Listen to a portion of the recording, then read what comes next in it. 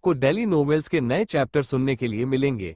अगर आप हमारे चैनल पर नए हैं तो कृपया हमारे चैनल को सब्सक्राइब करो और हमारी वीडियो को लाइक करें।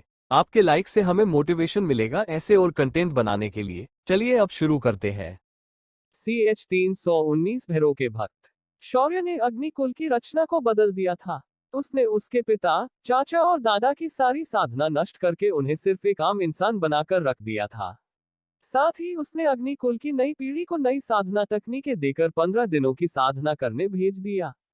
सब कुछ होने के बाद शौर्य ने घर को ध्यान से देखने का फैसला किया और महल नुमा अग्निहोत्रियों के इस पुश्तैनी घर में शौर्य घूमते हुए यहाँ वहां जाने लगा। जब वह घर के पूजा घर में पहुंचा उसके सामने एक अग्निहोत्र जलता हुआ दिखाई दिया। उस अग्निहोत्र की अग्नि वही अग्नि थी जो शौर्य और उसके कुल के बाकी लोगों के खून में उसे दिखाई दी थी। शौर्य वहां जाकर अग्निहोत्र की विधिवत पूजा करके हाथ जोड़े। उसके ऐसा करते ही वह अग्नि अचानक एक ज्वलनशील इंसान के रूप में बदल गई। कुछ ही देर में शौर्य के सामने एक देवता प्रकट हुए, पर इस वक्त उनका शरीर हमेशा की तरह धुंधला बिल्कुल नहीं था। ये पूर्ण शरीर रूप में शौर्य के सामने थे। उस देवता के सिर पर देवत्व का भाव था। माथे पर तेज के साथ एक जलती हुई अग्नि की लपट फड़क रही थी। शरीर पर पहने कपड़े भी खास थे। कंधे पर एक शुभ्रा रंग का गमछा और कमर से बंधी धोती उनकी दिव्यत्व की पहचान बता रही थी। उस देवता की कमर पर वैसा ही कपड़ा बंधा हुआ था जैसा कपड़ा शौर्य अपनी कमर पर बांधता था। उस गमछे पर अग्निकुल के लोगों की तरह ही एक निशान था जिसमें अग्नि की लपट दिखाई दे रही थी। देवता ने शौर्य को देखा और स्मित हास्य के साथ कहा, तो आखिर तुम इस कुल का उद्धार करने आ ही गए भैरव। शौर्य ने ये सुना तो सवालिया नजरों से उस देवता की ओर देखने लगा तो देवता ने आगे कहा, मैं अग्निदेव हूँ। युगों युगों की असफल प्रयासों के बाद इस बार मैंने अपनी सारी दैवीय शक्तियों को इस कुल के भाग्य के लिए यहाँ बांध दिया था, जिससे इस कुल में तुम्हारा जन्म हो सके। अब तुम यहाँ आ गए हो तो मैं अपने दायित्व से मुक्त हो गया हूँ। शौर्य ने हाथ जोड़कर प्रणाम किया और कहा, अग्निदेव आपकी प्रतीक्षा के लिए मैं आपसे माफी मांगता हूँ। इस अग्निकुल का मैं शौर्य अवश्य उद्धार करूंगा। आप निश्चिंत हो सकते हैं। अग्निदेव ने फिर एक बार स्मित हास्य दिया और बोले, भैरव यहाँ से आगे तुम्हारा रास्ता काफी कठिन होने वाला है। तुम्हारा सामना ऐसे लोगों से हो सकता है जो तुम्हारे शक्तियों की सीमा से बाहर के हो सकते हैं। इस लोक में सिर्फ शक्ति और क्षमता की ही बात होती है। यहाँ दानव और मानव एक जैसे हैं। यहाँ लालच, ईर्ष्या लोगों में कूट कूट कर भरी है। स्वार्थ यहाँ सर्वोतोपरि है। ऐसी दुनिया में तुम्हें खुद को साबित करना होगा और जल्द से जल्द शक्ति के उस स्तर को पार करना होगा जो इन जैसे लोगों को अपने सामने झुका सके।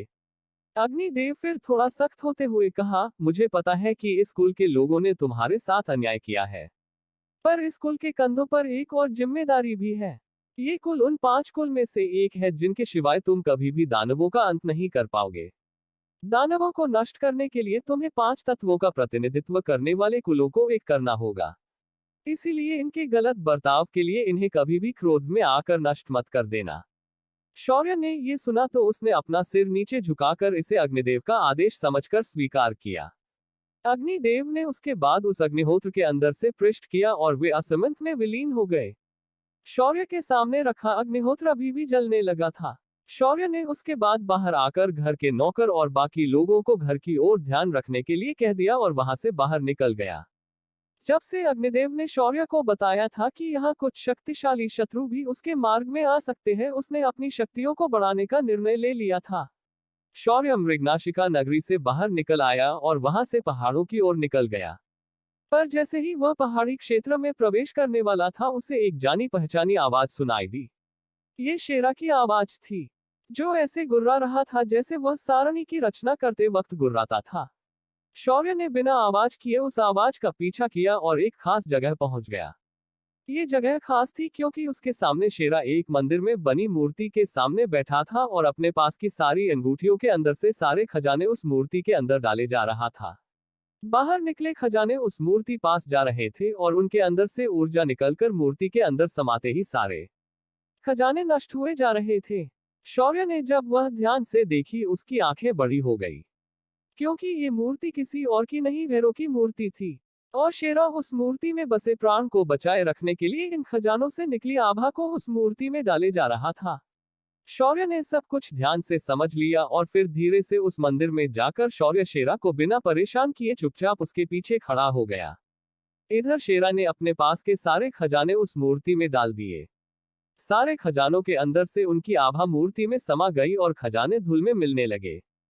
जब सभी खजाने खत्म हो गए, शेरा ने अपने अगले दोनों पैरों को उठाया और मूर्ति के सामने हाथ जोड़े। जैसे ही शेरा अपना सारा काम खत्म करके मुड़ा, उसकी आंखें फटी की फटी रह गई। उसके पीछे शौर्य अपने भैरव रूप में खड़ा था। शौर्य के शरीर से भैरव की आभा बाहर निकल रही थी। उसके हाथ का त्रिशूल और डमरू दिव्यता से चमक रहे थे। तभी शेरा उछल कर पीछे चला गया। उसकी आंखें हैरान होकर शौर्य को ही देखे जा रही थी। तभी शौर्य ने अपना डमरू हाथ में लिया और उसे बजाकर बोला, हे काल भैरव, आपका शूर भैरव आ चुका है। डमरू की आवाज गूंजते ही मूर्ति के अंदर से प्रतिध्वनि निकली, तुम्हारा स्वागत है शूर भैरव। मैं अब निश्चिंत हूं कि इस दुनिया को उसका देवता मिल चुका है। शूर भैरव, मैं अब मुक्त होना चाहता हूं। यहाँ से आगे इस दुनिया का दायित्व तुम्हें ही संभालना है। लेकिन एक बात याद रखना, इस दुनिया में किसी पर भी इतना भरोसा मत करना कि वो तुम्हारी ही शक्तियों को तुम्हारे विरुद्ध उपयोग करे। इस दुनिया में आने के बाद मैं अपने भोलेपन से अपनों द्वारा ही ठगा गया, पर तुम ऐसा मत करना। और एक बात याद रखना कि तुम्हारी शक्तियां मुझसे ज्यादा खास है, इसीलिए इनकी भनक भी इन लोगों को लगने मत देना। ये सुनकर शौर्य के चेहरे पर एक क्रूर मुस्कान आई। उसने अपनी मुठियां भींचते हुए कहा, प्रभु आप निश्चिंत हो सकते हैं। मेरी आदत नहीं है कि मैं किसी पर विश्वास करूं, और मैं कभी भी अपने शत्रु में दानव और मानव इस बात पर भेद नहीं करता। मुझे एक बुरी आदत यह है कि मैं अपने शत्रुओं को दूसरा मौका नहीं देता। वो तो बस ब्रह्मदेव के चक्कर में मैंने कुछ लोगों को माफ किया था, पर यहाँ ऐसा नहीं होगा। भगवान भैरव ने शौर्य की बात सुनकर कहा, ये बड़ी अच्छी बात है पुत्र, पर याद रखना इस दुनिया में भैरव के सिर्फ दानव ही शत्रु नहीं है, पर कुछ देवता भी उसके शत्रु है। उन धोखेबाज देवताओं की वजह से ही मेरी ये दशा हुई है। इस बार उनकी बातों में थोड़ी निराशा झलक रही थी। तभी शौर्य ने कहा, प्रभु आप मुझे बस उनका नाम बताओ, मैं उन्हें ढूंढकर खत्म कर दूंगा। शौर्य की बात सुनकर भगवान भैरव बोले, ये उचित समय नहीं है उनके बारे में जानने का। वो लोग बहुत शक्तिशाली है, ऊपर से नया दानव सम्राट जिसका अभी तक किसी को नाम भी मालूम नहीं है। उसकी चालें सबसे क्रूर और खतरनाक होती है। ये दानव सम्राट कभी भी युद्ध के नियमों को नहीं मानता, इसीलिए इसका सामना करते वक्त तुम्हें सावधान रहना पड़ेगा। शौर्य ने अपने क्रोध को शांत किया और फिर दोनों हाथों को जोड़कर कहा, प्रभु मैं आपकी बात समझ गया। आप सिर्फ मुझे अपना आशीर्वाद दीजिए, मैं इस दुनिया को युद्ध के देवता का खौफ क्या होता है वो दिखाऊंगा। तभी भगवान भैरव ने प्रसन्न होकर शौर्य से कहा, तथास्तु पुत्र, मेरा आशीर्वाद सदा तुम्हारे साथ रहेगा। तुम हमेशा अपने कार्य में सफल रहोगे। इतना कहकर मूर्ति के अंदर बसी भगवान भैरव की आभा धीरे धीरे कम होने लगी। तभी शेरा ने भौंकना शुरू किया तो अचानक भगवान भैरव ने शौर्य से जाते जाते हुए कहा, पुत्र शौर्य, ये मेरा सबसे प्रिय मित्र और साथ ही श्वान महाराज है। यहाँ से आगे इनकी जिम्मेदारी मैं तुम्हें देकर जा राजा हूँ। शौर्य ने ये सुना तो तपाक से कहा, प्रभु ये तो एक चोर है। पर अब तक भगवान भैरव की आभा पूरी तरह से गायब हो चुकी थी। शौर्य ने ये महसूस किया और अपना माथा पीट लिया। फिर उसने अपनी भौहें सिकुड़ी और शेरा को देखकर कहा, तो तुम पूर्व भैरव के वहां श्वान महाराज हो। वैसे तुम मेरे साथ रह सकते हो, पर आज के बाद तुम चोरी करना छोड़ दोगे। शौर्य की बात सुनकर शेरा ने गुस्से अपने दांत दिखाए और फिर वहां फैले दिए के काजल को पंजे पर लगाकर जमीन पर लिखा, मैं कोई चोर नहीं हूं और मैं एक पौराणिक दिव्य जानवर हूं। अगली बार अगर तुमने मुझे छोड़ कहा तो मैं तुम्हें ऐसी जगह काटूंगा कि तुम्हारा बैठना मुश्किल हो जाएगा। ये पढ़कर शौर्य की आंखें फड़क उठी और उसने भी गुस्से से कहा, अगर तुम चोर नहीं हो तो अच्छी बात है, पर आज के बाद तुम मेरे साथी होगे। उसके लिए अपना मुंह खोलो। शेरा ने ये सुना तो उसने शौर्य को सवालिया नजरों से देखना शुरू किया, पर तभी उसकी आंखें चमक उठी क्योंकि उसने देखा कि शौर्य के उंगली पर उसका सुनहरा रक्त दिखाई दे रहा था। शेरा ने लपक कर उस बंद को चाट लिया और उसके शरीर की बंधी शक्तियां मुक्त हो गई। शेरा के काले बाल लंबे होने लगे, साथ ही उसके दांत और बाकी अंग भी बड़े होने लगे। उसकी ऊंचाई लगभग किसी वयस्क शेर जितनी हो गई और उसकी शक्तियां का स्तर आयाम सम्राट जितना हो गया। ये देखकर शौर्य की आंख फड़कने लगी। शौर्य ने मन ही मन कहा, मेरा खून पीकर ये जानवर मुझसे भी ज्यादा शक्तिशाली हो रहे हैं। लगता है मुझे अपनी साधना को तुरंत बढ़ाना पड़ेगा।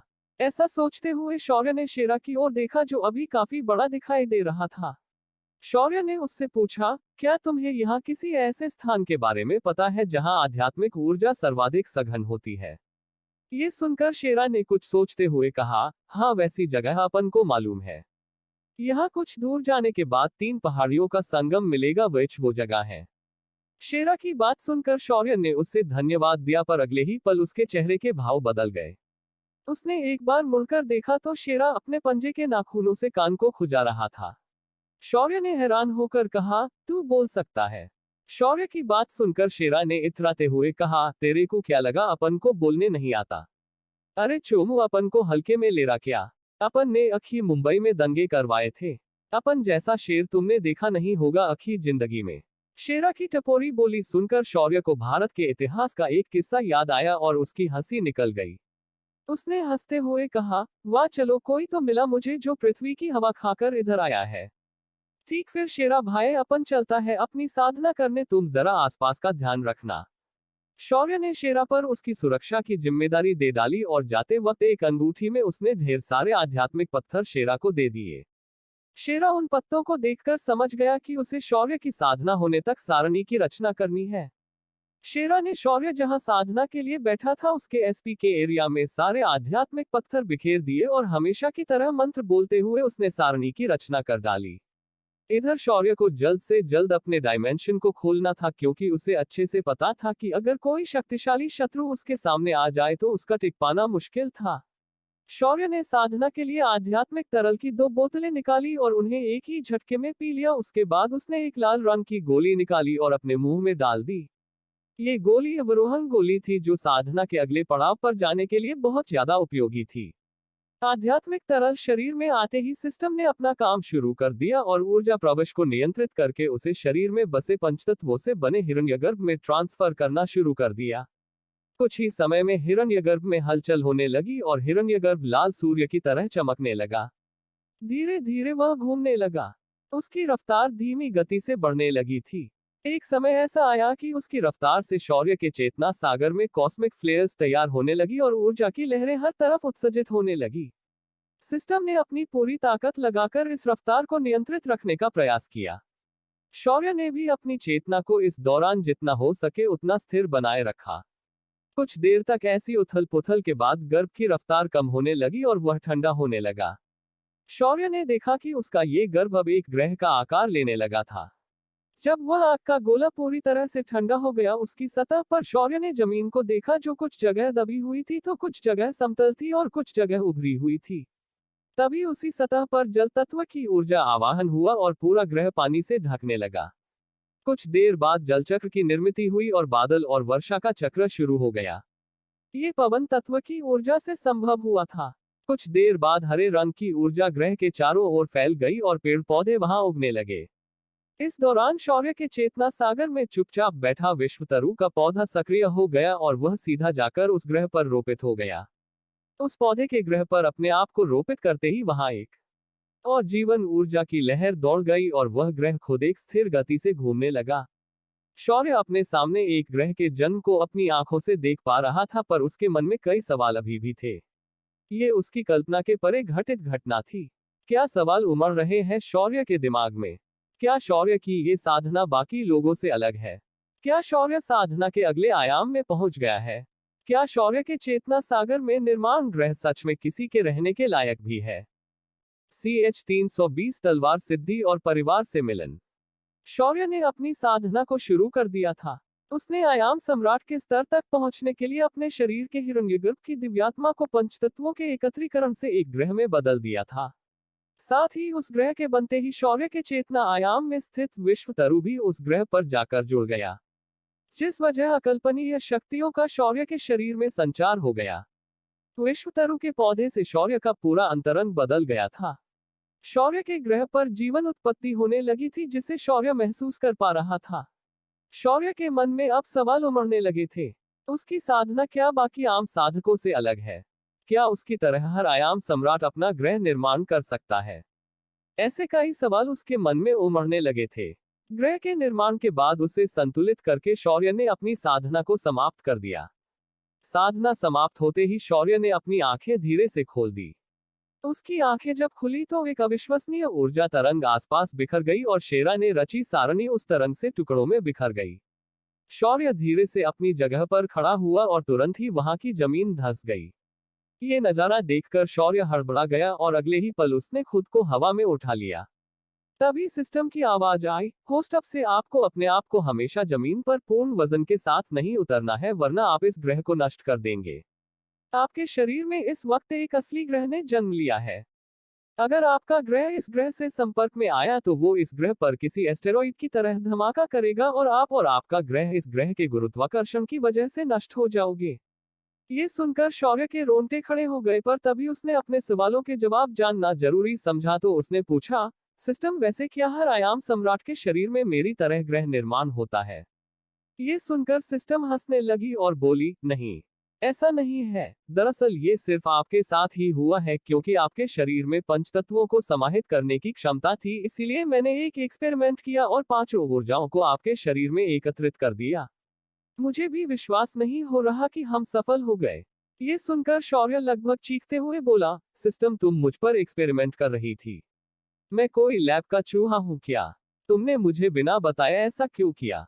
आजकल तुम अपनी मनमानी कुछ ज्यादा ही किए जा रही हो। शौर्य की ऐसी हालत देखकर सिस्टम शांति से बोली, होस्ट मुझे तुम्हारी साधना को बढ़ाने और नियंत्रित वातावरण में तुम्हें मदद करने के लिए ही रखा है। मैं वैसे आपके जीवन के साथ ऐसी चेष्टा नहीं कर सकती। मैंने बस ये एक्सपेरिमेंट किया था, पर इस एक्सपेरिमेंट के सभी फैक्टर्स मेरे नियंत्रण में थे, तो आपको चिंता करने की कोई जरूरत नहीं थी। पर आपको भी उतनी ही शक्तिशाली शक्तियां भी आज प्राप्त हुई है। एक आम आयाम सम्राट किसी एक या ज्यादा से ज्यादा 3 तत्वों को संघनित कर सकता है और उसकी शक्तियां बहुत ही सीमित होती है, पर आपके साथ ऐसा नहीं है। आप अपने इस स्तर पर किसी भी क्षेत्रपाल महारथी को भी सीधा टक्कर दे सकते हो। ये सुनकर शौर्य को जो गुस्सा आया था वह शांत हो गया और उसने फिर अगला सवाल पूछा, सिस्टम क्या ये ग्रह मेरे आयाम की तरह है? होस्ट ये ग्रह जीव सृष्टि को सम्मिलित कर सकता है, पर इस वक्त आप उसे किसी के रहने लायक नहीं बना सकते, क्योंकि अभी तक अपने ग्रह का केंद्र प्राप्त नहीं किया है। शौर्य ने जब ये सुना तो उसका मुंह बन गया। उसकी इच्छा थी कि वो इस ग्रह को भी अपने डायमेंशन की तरह लोगों को उसके अंदर रहने के लायक बनाए, पर सिस्टम ने उसकी उस आशा पर फिलहाल पानी फेर दिया था। फिर शौर्य ने कुछ याद करते हुए कहा, वैसे सिस्टम तुमने मुझे बताया कि मैंने अपना पहला मिशन पूर्ण किया है, तो क्या मैं उसका पुरस्कार देख सकता हूँ? ये सुनकर सिस्टम ने शौर्य के सामने एक गोल रक्त की तरह दिखने वाली गोली को प्रकट किया और आगे कहा, होस्ट आपके पहले मिशन को पूर्ण करने पर आपको ये तलवार नियम के अंश की गोली है। आज तक आपने सिर्फ अपनी तलवारों की आभा को उपयोग में लाकर उनका इस्तेमाल किया है, पर इस तलवार नियम के अंश को लेने से आप तलवार सिद्धि प्राप्त कर सकते हैं। तलवार सिद्धि प्राप्त करने पर आपकी तलवार आपके शरीर का हिस्सा बन जाएगी। इस तलवार सिद्धि से आपकी आभा भी किसी तलवार की तरह पैनी हो जाएगी। एक तलवार सिद्धि प्राप्त योद्धा बिना अपनी साधना के भी अपने अधिक शक्तिशाली योद्धाओं को हराने की क्षमता रखता है। सिस्टम की बात सुनकर शौर्य ने झट से उस गोली को हाथ में पकड़ा और अपनी अंगूठी में रख दिया। फिलहाल उसे तलवार सिद्धि प्राप्त करने की कोई जल्दी नहीं थी। वो इसे अगली बार जब वह साधना करने बैठेगा तब उपयोग करेगा। शौर्य ने फिर उस संगम की जगह से बाहर आकर शेरा को आवाज लगाई। शौर्य की आवाज सुनते ही शेरा बिजली की रफ्तार से वहां प्रकट हो गया। शौर्य ने शेरा को देखा, फिर हंसते हुए कहा, तो श्वान महाराज मुझे कितना समय हुआ यहाँ अंदर? अरे चोमू, तू जब से अंदर गया है ना तब से तेरे को लगभग 7 दिन हो गया है। अब अपन को लगता है कि तेरे को वापस चलना चाहिए। ये सुनकर शौर्य ने हाँ में अपना सिर हिलाया और मन में सोचा, इसका मतलब मेरे पास और 7 दिन है, फिर तो मैं डायमेंशन के अंदर जाकर बाकी लोगों को बाहर लेकर आ सकता हूँ। यही सोचकर शौर्य ने शेरा को देखा और कहा, शेरा, अब प्रभु के आदेश के हिसाब से तुम आज से मेरे साथी हो, तो मैं तुम्हें भी अपने साथ ऐसी जगह लेकर जाना चाहूंगा जहां मेरे अनुमति के सिवाय कोई भी आ जा नहीं सकता। ऐसा कहकर शौर्य ने शेरा के पीठ पर हाथ रखा और उसके साथ गायब हो गया। जैसे ही शौर्य अपनी जगह से गायब हो गया, वहां 9 से 10 लोग प्रकट हो गए। उन सभी को लीड कर रहा आदमी गुस्से से बोला, ये क्या हो रहा है? हर वक्त हम लोग जब भी भैरव के पास पहुंचते हैं वो हमारे आने से पहले ही कैसे चला जाता है? तभी उनके साथ आए एक औरत ने आसपास की जगह का जायजा लिया और बोल, लगता है हमारे साथ किसी ने चेष्टा की है। यहाँ से कुछ दूरी पर जो मंदिर है उसके अंदर से भैरव की आभा निकल रही थी। लगता है भैरव की वो आभा उस मंदिर से संबंधित है। जब सभी ने ये सुना तो उन सभी का नेतृत्व करने वाला आदमी गुस्से से बोला, एक काम करते हैं, हम सभी अलग अलग होकर भैरव को ढूंढते हैं। जिसे भी भैरव मिलेंगे वो तुरंत आत्मा पत्थर से एक दूसरे से संपर्क करेंगे और हम तुरंत वहां पहुंच जाएंगे। इस तरह अगर हम भैरव को ढूंढेंगे तो हम कभी भी उसे मिल नहीं पाएंगे। अगर उसकी शक्तियां हमारे सीमा से बाहर चली गई तो हमारा जीवित रहना असंभव है। ये सुनकर सभी ने उसकी बात पर सहमति जताई और तुरंत अलग अलग दिशाओं में गायब हो गए। इधर शौर्य जैसे ही डायमेंशन के अंदर पहुंचा उसकी आंखें फटी की फटी रह गई। उसका डायमेंशन अब उसका डायमेंशन नहीं लग रहा था। उसके सामने अब एक विशाल क्षेत्र था जो इतना बड़ा था कि उसकी आंखें भी उसे एक नजर में देख नहीं सकती थी। शौर्य का डायमेंशन किसी देश जितना बड़ा दिख रहा था। हर तरफ नए नए प्रकार के पेड़ पौधे और लैंडस्केप दिख रहे थे। आध्यात्मिक पानी की नदी अब पूरे प्रदेश में बहते हुए नजर आ रही थी और उसका पानी पूरे प्रदेश को हरा भरा रख रहा था। कई तरह के जानवर जो पौराणिक जानवरों के समान थे वो अब खुले आसमान में घूमते हुए दिखाई दे रहे थे। तभी अचानक कुछ साए आसमान से शौर्य के सामने प्रकट हो गए। उनके आने की रफ्तार काफी तेज थी, जिस वजह से उस जगह की जमीन कांप उठी। शेरा ने ये देखा तो उसने तुरंत कहा, ओ तेरी यहाँ पर रजनीकांत के रिश्तेदार रहते क्या जो ऐसे आरेले है। ये सुनकर वहां आया हुआ हर कोई उसे अजीब नजरों से देखने लगा। तभी एक खूबसूरत साया तेजी से शौर्य के बाहों में समा गया। तभी एकदम शौर्य को महसूस हुआ कि उसकी बाहों में अद्विका थी जो मुस्मुसकर रोए जा रही थी। शौर्य ने उसके सिर पर अपना हाथ फेरा और बोला, पत्नी जी अगर आप ऐसे ही रोते रहेंगी तो हम बात कब करेंगे। वैसे भी काफी दिन हो गए आपका चेहरा देखे हुए, एक बार अपनी झलक तो ठीक से दिखाए। ये सुनकर अद्विका ने धीरे से अपना सिर उठाया और शौर्य के आंखों में देखने लगी। शौर्य ने भी उसे बड़े प्यार से देखा और मुस्कुराने लगा। वो दोनों एक दूसरे को ऐसे ही काफी देर तक देखते रहे, तभी किसी के खांसने की आवाज उन्हें सुनाई दी। उस आवाज से शौर्य और अद्विका अपने ट्रांस से तुरंत बाहर आ गए। शौर्य ने देखा कि हमेशा की तरह खूबसूरत दिखने वाली माया उन दोनों को हाथ बांधकर देख रही थी। शौर्य ने जल्द ही खुद को अद्विका से दूर कर दिया। तभी एक प्यारी और मीठी आवाज आई, अरे बाप रे पापा छोटे हो गए। जैसे ही सभी ने ये सुना तो उनकी नजरें शौर्य के शरीर पर गई। शौर्य अब सिर्फ 18 साल का नौजवान लग रहा था। शौर्य ने तुरंत उस आवाज की ओर देखा और कहा, मेरी बेटी के लिए ही तो पापा जवान हुए हैं। क्या हुआ, पापा का ये रूप आपको पसंद नहीं आया। अग्निशिखा ने तुरंत नाम में सिर हिलाया और उछलकर शौर्य के बाहों में समा गई। वहीं बाकी तीनों लड़के सिर्फ इसे दूरी से देख रहे थे। जब अग्निशिखा शौर्य से दूर हो गई, कवन, ध्वनिल, धरेंद्र ने एक साथ छलांग लगाए और शौर्य के ऊपर कूद गए। उन तीनों ने शौर्य को इस तरह से झपटा जैसे कोई दोस्त अपने दोस्त से मिल रहे हो। ये लड़कों का अपना तरीका होता है। ये सब शौर्य ने उन्हें अज्ञातवास के दौरान सिखाया था। शौर्य अपने परिवार से मिलकर काफी खुश था। फिर उसने बच्चों को नीचे उतार दिया और वातावरण में मौजूद आध्यात्मिक ऊर्जा को महसूस किया। डायमेंशन की आध्यात्मिक ऊर्जा किसी दिव्य क्षेत्र से ज्यादा सघन थी। शौर्य ने फिर अभिमान, सुगंधा और कबीर की ओर देखा और कहा, तुम लोगों ने भी काफी सुधार किया है। मुझे अच्छा लगा। तुम सभी लोग अब इस डायमेंशन से बाहर जाने के लिए तैयार हो। ये सुनकर सभी के चेहरों पर खुशी की लहर दौड़ गई। शौर्य ने उसके बाद बाकी पौराणिक जीवों को देखा जिसमें गरुड़, कनक, नागशिखा और उसकी प्यारी भेड़ें थी। शौर्य ने उन सभी से कहा, तुम लोग भी अगर चाहो तो मेरे साथ बाहर आ सकते हो।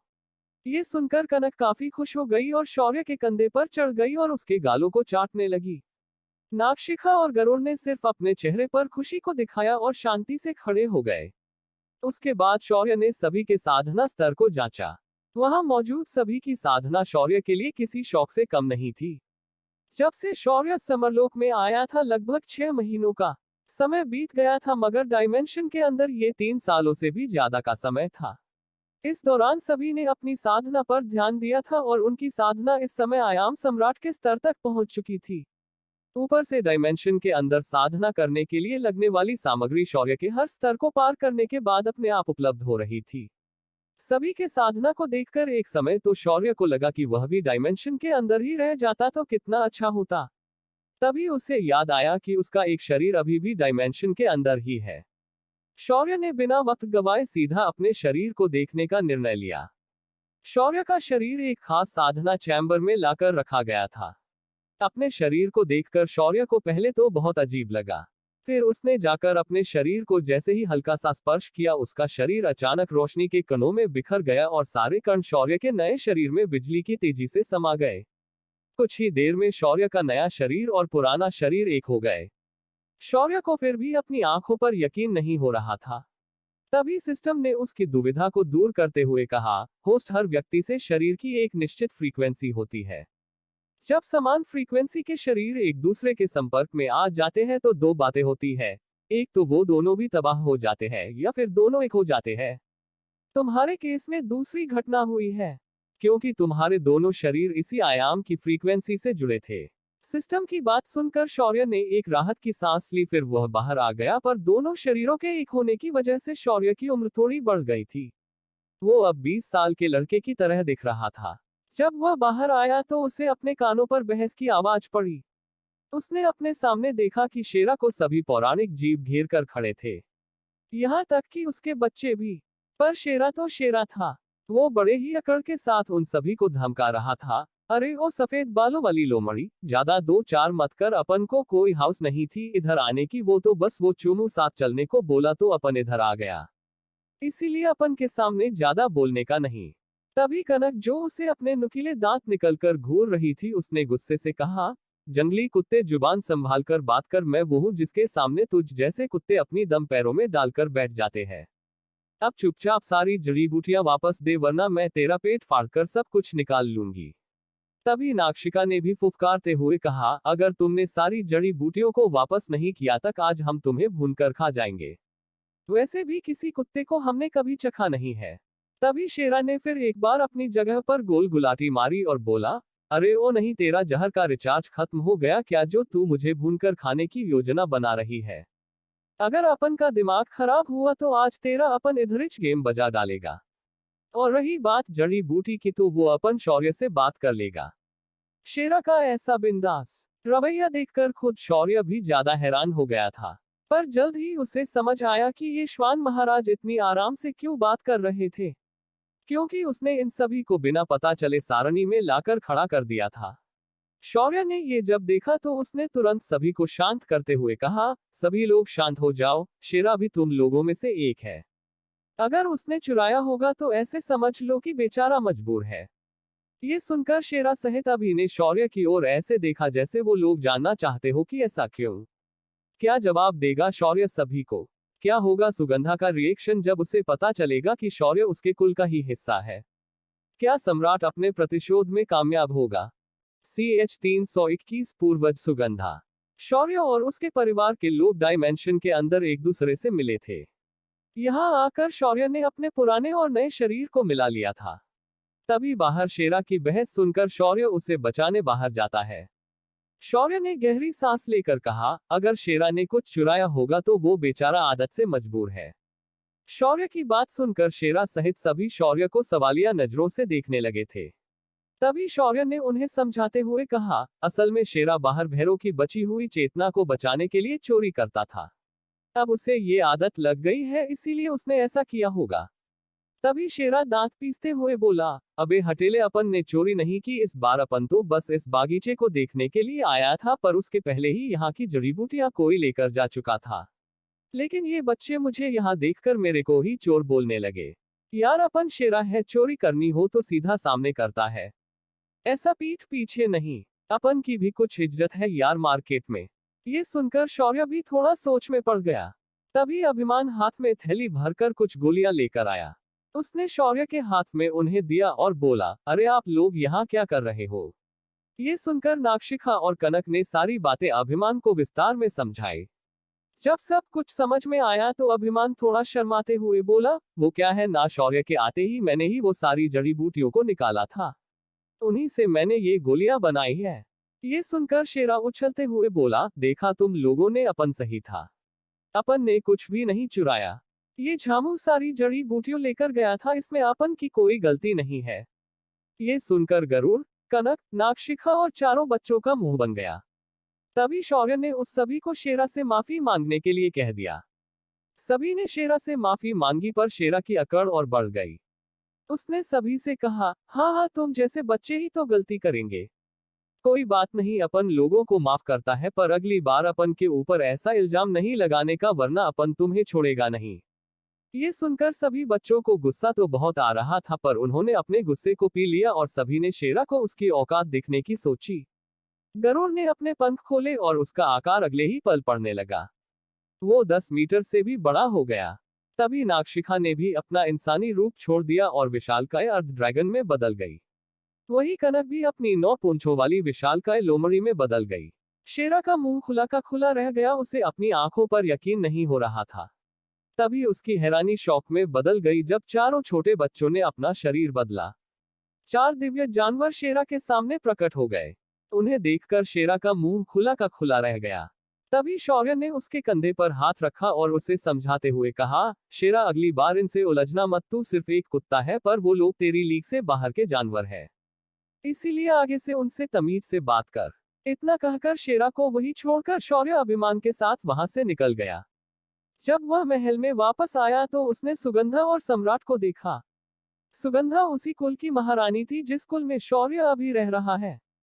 पर शौर्य के ये समझ नहीं आ रहा था कि जैसे सुगंधा ने बताया था कि अग्निकुल बहुत बड़ा है और वो बहुत ज्यादा शक्तिशाली है, वैसा कुछ भी नहीं था। ऊपर से दामिनी कुल के बारे में शौर्य ने कभी नहीं सुना था। इन सभी सवालों के जवाब जानने के लिए शौर्य को अब बाहर जाना जरूरी था। बाहर जाने के लिए शौर्य ने इस बार अद्विका, अभिमान, सुगंधा और सम्राट को साथ लिया और बच्चों और बाकी लोगों को यहीं रुकने के लिए कह दिया। फिलहाल शौर्य किसी भव्यता की भीड़ नहीं बढ़ाना चाहता था, पर शेरा का यहाँ रुकने का बिल्कुल भी मूड नहीं था, तो वो भी उनके साथ ही बाहर आने के लिए जिद कर बैठा। आखिर शौर्य ने ना रहकर उसे अपने साथ ले लिया और बाहर आए गया। जब सभी लोग बाहर पहुंच गए तो उनके सामने वही पहाड़ियों के संगम की जगह थी। तभी सुगंधा और सम्राट ने वातावरण को महसूस करके गहरी सांस ली। उन दोनों को अभी भी यकीन नहीं हो रहा था कि वो दोनों अपनी दुनिया में वापस लौट आए हैं। शौर्य ने उसके बाद सभी को अपने साथ लिया और अग्निकुल के पुश्तैनी घर की ओर प्रस्थान किया। जब शौर्य और बाकी लोग यहाँ पहुंचे तो सुगंधा की हैरानी भरी आवाज आई, ये कैसे हो सकता है? मेरे अग्निकुल की ऐसी दशा किसने की और ये कौन सी जगह है? अग्निकुल मध्य क्षेत्र से यहाँ कैसे आ गया? ये सुनकर शौर्य ने अपना सिर खुजाते हुए कहा, वो तो मुझे भी पता नहीं है, लेकिन एक बात तो तय है कि मैं अग्निकुल का ही सदस्य हूँ और यही अग्निकुल का ठिकाना है। शौर्य की बात सुनकर सुगंधा और अधिक हैरान हो गई। वो और कुछ कहना चाहती थी, तभी शौर्य आगे बोला, अगर आपको अपने सवालों के जवाब जानने हैं तो आप अंदर चलिए और उस बुढ़े से सवाल कीजिए जो कुछ दिनों पहले इस कुल का प्रमुख था। ये सुनकर सुगंधा ने खुद के मन में उमड़ रहे सवालों को दबा दिया और तनतनाते हुए बड़े कदमों के साथ अंदर चली गई। उसके पीछे शौर्य, अद्विका और बाकी लोग चुपचाप चल रहे थे। सुगंधा अनार आकर घर में मौजूद अग्निकुल के लोगों को देखा तो उसे महसूस हुआ कि इनमें से वो किसी को नहीं जानती थी। सुगंधा हैरानी से सभी को देख रही थी। ये लोग शांतनु और उसके भाई थे। वो लोग भी सुगंधा को ही हैरानी से देखे जा रहे थे। तभी सुजान जो घर के अंदर था वह लंगड़ाते हुए बाहर आया। जब सुगंधा ने सुजान को देखा उसकी आंखें चमक उठी। सुजान को देखकर सुगंधा तुरंत उसके सामने गई और उसने सुजान के गालों को पकड़ा और गले लगाते हुए बोली, सुजान मेरे बच्चे, ये क्या हाल बना रखा है तुमने? हमारे कुल के साथ क्या हुआ है? जब सुजान ने ये सुना तो उसे कुछ भी समझ में नहीं आ रहा था, पर तभी सुगंधा ने उसे गले से दूर करके सुजान की आंखों में देखकर कहा, सुजान, ये मैं हूं, तुम्हारी दादी सुगंधा। मुझे तुमने पहचाना नहीं? ऐसा कहकर सुगंधा ने उसकी शुद्ध अग्नि को अपनी पहचान बताने के लिए सुजान को दिखाया। ये अग्नि सिर्फ कुल की प्रमुख के पास ही होती थी। उस अग्नि को सुजान ने देखा तो उसे पूर्ण विश्वास हुआ कि उसके सामने खड़ी ये लड़की उसकी अपनी दादी है। ये देखकर सुजान के तो मानो शरीर से सारे प्राण निकल गए। उसका पूरा शरीर थर-थर कांपने लगा। उसने गीली आंखों से सुगंधा को देखा और रोना शुरू किया। दादी, आप सच में वापस आ गई है। दादी, हमारे कुल के साथ बहुत बड़ा धोखा हुआ है। हमारे कुल का सब कुछ उन धरा कुल के लोगों ने छीन लिया। हमें उन्होंने रास्ते पर ला दिया। उन्होंने मेरी माँ को भी नहीं छोड़ा। दादी। ये सुनकर सुगंधा ने उसके सर पर हाथ फेरा और उसे शांत करते हुए बोली, ठीक है, पहले शांत हो जाओ और मुझे सब कुछ ठीक से बताओ। सुगंधा और सुजान को ऐसे देखकर सभी लोग बहुत अजीब महसूस कर रहे थे, पर सुजान को उससे कोई फर्क नहीं पड़ने वाला था। वो तो सुगंधा को अपनी दादी मानकर अपने दबे दुख को बाहर निकाले जा रहा था। तभी शौर्य ने हल्के से खांसा और कहा, अरे बुढ़ा, अब आगे कुछ बोलेगा भी या फिर सिर्फ रोते ही रहेगा? शौर्य का ताना सुनकर सुजान मानो होश में आ गया हो, वो तुरंत शांत हो गया। पर शौर्य को अपने पोते के साथ ऐसे बात करता देखकर सुगंधा को अच्छा नहीं लगा और उसने शौर्य को गुस्से से देखा। शौर्य ने अपने कंधे उचकाते हुए कहा, तुम्हारा पोता कोई दूध का धुला नहीं, पर वो सब बाद में बताऊंगा, पहले इस गधे को तुम्हारे जाने के बाद क्या हुआ ये पूछो। शौर्य की बात सुनकर सुगंधा ने सुजान को देखा तो सुजान गहरी सांस लेने के बाद बोलने लगा, आपकी हत्या करने के बाद उन लोगों ने हमारे परिवार के बाकी लोगों को भी मार दिया। उन्होंने हमारे खून को जांचा और जिनके खून में धारा तत्व का अंश था उन्हें अपने साथ ले लिया और जिनके खून में अग्नि का अंश था उन्हें खत्म करने का आदेश दे दिया। मेरे पिता और हमारे खून में अग्निकुल का अंश था तो दादाजी ने हमें भी खुद से दूर कर दिया और हमें मारने का आदेश दे डाला। उन लोगों आपके भाई और उनके छोटे छोटे बच्चों को भी नहीं छोड़ा और खत्म कर दिया। जब वो लोग हमें मारने वाले थे तभी सप्तर्षि आश्रम के लोगों ने आकर उन्हें रोक दिया, जिस वजह से हम लोग उनके हाथों से बच गए। पर मेरी माँ बहुत ज्यादा घायल हो गई थी तो हम उसे बचा नहीं पाए। तभी सुगंधा ने अपनी मुठ्ठियां भींची और गुस्से से बोली, मैं धराकुल का नाश करके रहूंगी। बस कुछ दिन और उसके बाद शुरू होगा मेरा यानी सुगंधा का प्रतिशोध। सुगंधा ने फिर एक बार शौर्य को देखा, फिर वापस सुजान की ओर मुड़कर देखा और पूछा, तुम्हारा और शौर्य का रिश्ता इतना क्यों खराब है? तुमने ऐसा क्या किया है? ये सुनते ही सुजान को अचानक अपने रीढ़ में ठंडक का एहसास हुआ। उसे अच्छे से पता था कि उसकी दादी कैसी है, पर उसने फिर कुछ सोचा और सच बताने का निर्णय ले लिया। सुजान ने अखंडित आश्रम, मयंक, अंशिका, नीलम और शांतनु की पूरी कहानी सुगंधा को सुनाई। साथ ही उसने शौर्य की हत्या का प्रयास और उसका ठीक होकर वापस आना सब कुछ बड़े ही विस्तार से सुगंधा को समझा दिया। जब पूरी कहानी सुगंधा ने सुनी तो उसके माथे की नसें उभर आई। उसने सुजान का कान पकड़कर मरोड़ दिया और गुस्से से कहा, जब तुमने इतना सारा कष्ट सहन करके इस कुल को बचाया तो फिर एक बार तुमने अहंकार में आकर ऐसी गलती कर दी। ऊपर तुमने उसे मारने की कोशिश की जिसने मेरी जान बचाकर मुझे ये नया शरीर दिया है। ऐसा कहकर सुगंधा ने सुजान को कान से पकड़कर उठाकर फेंक दिया।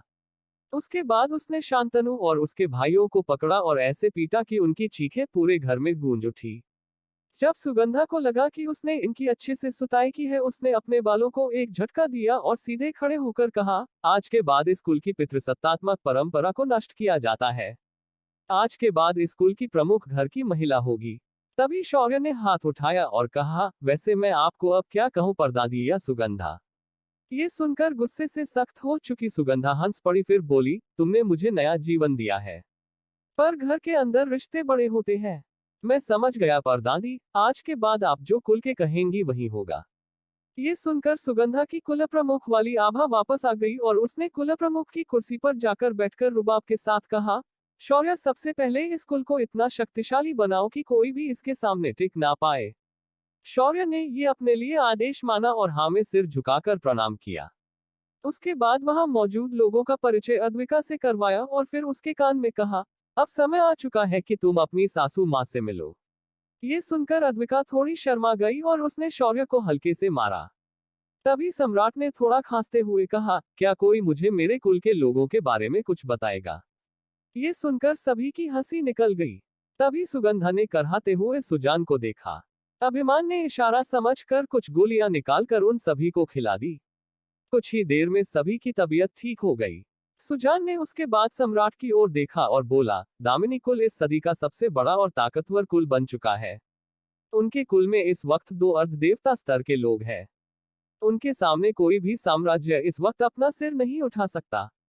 पूरे पूर्वीय क्षेत्र पर उनका ही एक तरफा शासन है। उनसे उलझने की शक्ति तो मध्य क्षेत्र के पास भी नहीं है।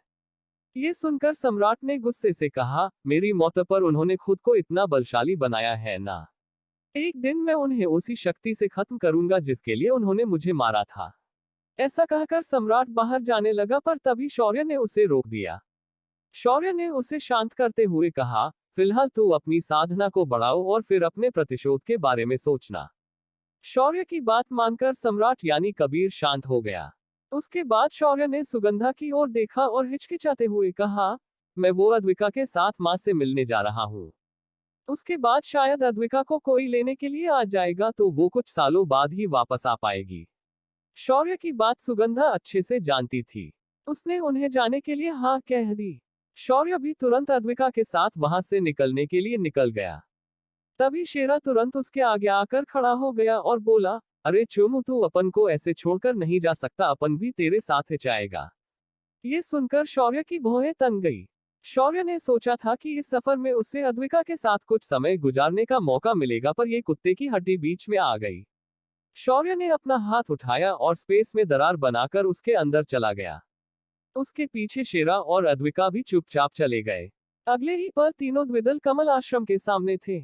शौर्य अद्विका का हाथ पकड़कर उसे अंदर लेकर आया। जब शौर्य अपनी मां के कक्ष के सामने पहुंचा तो सेवकों ने जाकर नीलम को शौर्य के आने की खबर दे दी। नीलम तुरंत दौड़कर बाहर आए और उसने अपने सामने शौर्य को देखा।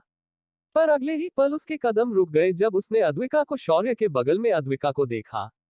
शौर्य ने मुस्कुराते हुए अद्विका की ओर इशारा करते हुए कहा, मां, ये रही आपकी बहू अद्विका, जिसके बारे में मैंने आपको बताया था।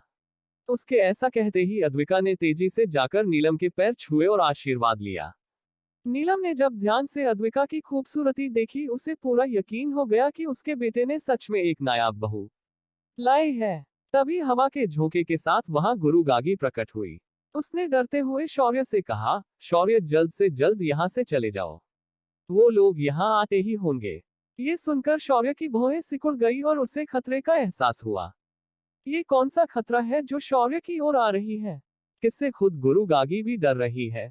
कौन है वो लोग जो शौर्य के लिए वहां आ रहे हैं? क्या करेगा शौर्य इस परिस्थिति में? CH 322 झूठे भक्त। शौर्य अद्विका को अपनी मां से मिलने के लिए द्विदल आश्रम आया हुआ था।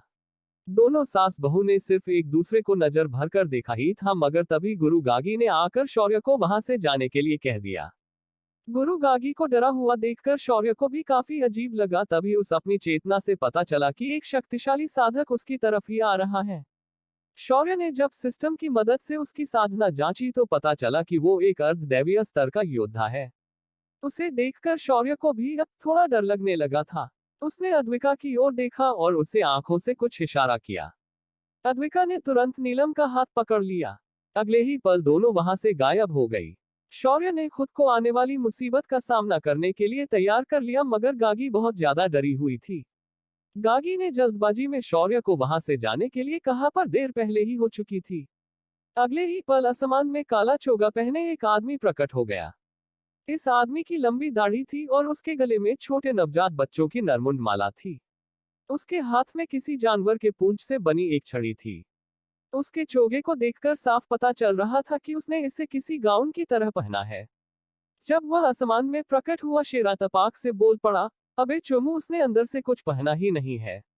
उस भयानक वातावरण में शेरा की बात किसी बम की तरह थी और अचानक गागी ने भी आसमान की तरफ देखा और हंस पड़ी। शौर्य की भी इस बात से जोरदार हंसी निकल गई। शौर्य ने जैसे तैसे संभाला और खुद को शांत किया, पर इधर उस तांत्रिक को इतना गुस्सा आ चुका था कि उसका पूरा शरीर कांपने लगा था। पर उसने अपने अपमान का घूंट पी लिया और अपने चोगे को हाथ से अपने पैरों की ओर कसकर पकड़ लिया। उसने धीरे से खुद को शौर्य के सामने उतारा और हाथ जोड़कर शौर्य को वंदन किया। शौर्य सिर्फ उसे देखे जा रहा था। उसका चेहरा भाव विरहित बन चुका था, पर उसके दिमाग में पहले ही एक योजना बन चुकी थी। उस आदमी ने 2 कदम पीछे होकर बड़े ही विनम्रता से शौर्य से कहा, युद्ध के देवता भैरव को मेरा प्रणाम। जब उसने ये कहा तभी शौर्य के कान में नंदी महाराज की बाली प्रकट हो गई। शौर्य ने फिर भी कोई हलचल नहीं की। तो उस आदमी ने आगे कहा, प्रभु, मैं अष्टावक्र संप्रदाय का योगी अबीर हूँ। मैं आपको अपने संप्रदाय का आराध्य होने के नाते आमंत्रित करने आया हूँ। तभी गागी ने तुरंत आगे आते हुए कहा, शौर्य, इन जैसे पाखंडियों पर विश्वास मत करो, ये सब सिर्फ तुम्हें कैद करके तुम्हारी सिद्धियां प्राप्त करना चाहते हैं। तभी उस तांत्रिक ने झोली से भस्म निकाला और गागी के ऊपर फेंक दिया, पर गागी अपनी जगह से शौर्य को लेकर तब तक दूर उछल चुकी थी। अबीर ने गुस्से से कहा, बेवकूफ औरत, तू क्यों ऐसे बेवजह हमारे बीच आ रही है? हम भैरव के भक्त हैं और वो हमारे आराध्य है। ये उनका कर्तव्य है कि वो हमें हमारी सिद्धियां दे। अब चुपचाप भैरव को हमारे हवाले कर दो, वरना यहाँ खून नदियां बहने में ज्यादा समय नहीं लगेगा।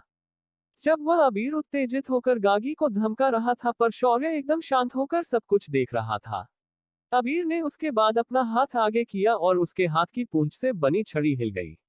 उस छड़ी से पीले रंग की रोशनी निकली और गागी की ओर निकल गई। उस रोशनी को अपनी ओर आता देखकर गागी ने अपनी चारों ओर एक कवच बनाया और शौर्य और खुद को बचा लिया। वह रोशनी उस कवच पर लगकर तुरंत दूसरी ओर मुड़ गई और दीवार से टकरा गई। वह दीवार तुरंत धूल में मिल गई।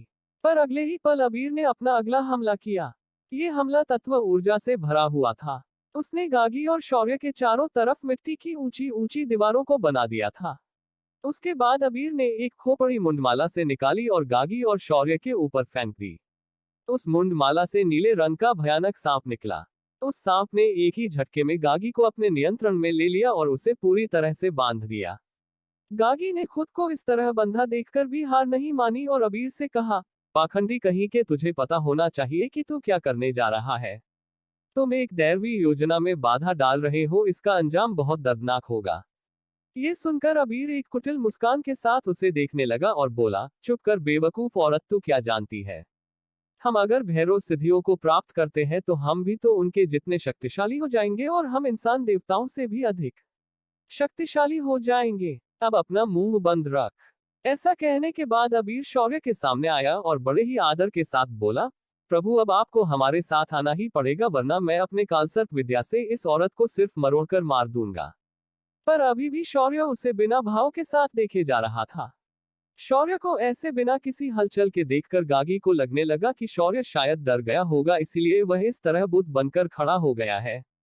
पर तभी उसकी कल्पना को तोड़ते हुए शौर्य ने अपना मुंह खोला और कहा, मैं नहीं आ रहा, तुझे जो उखाड़ना है उखाड़ ले।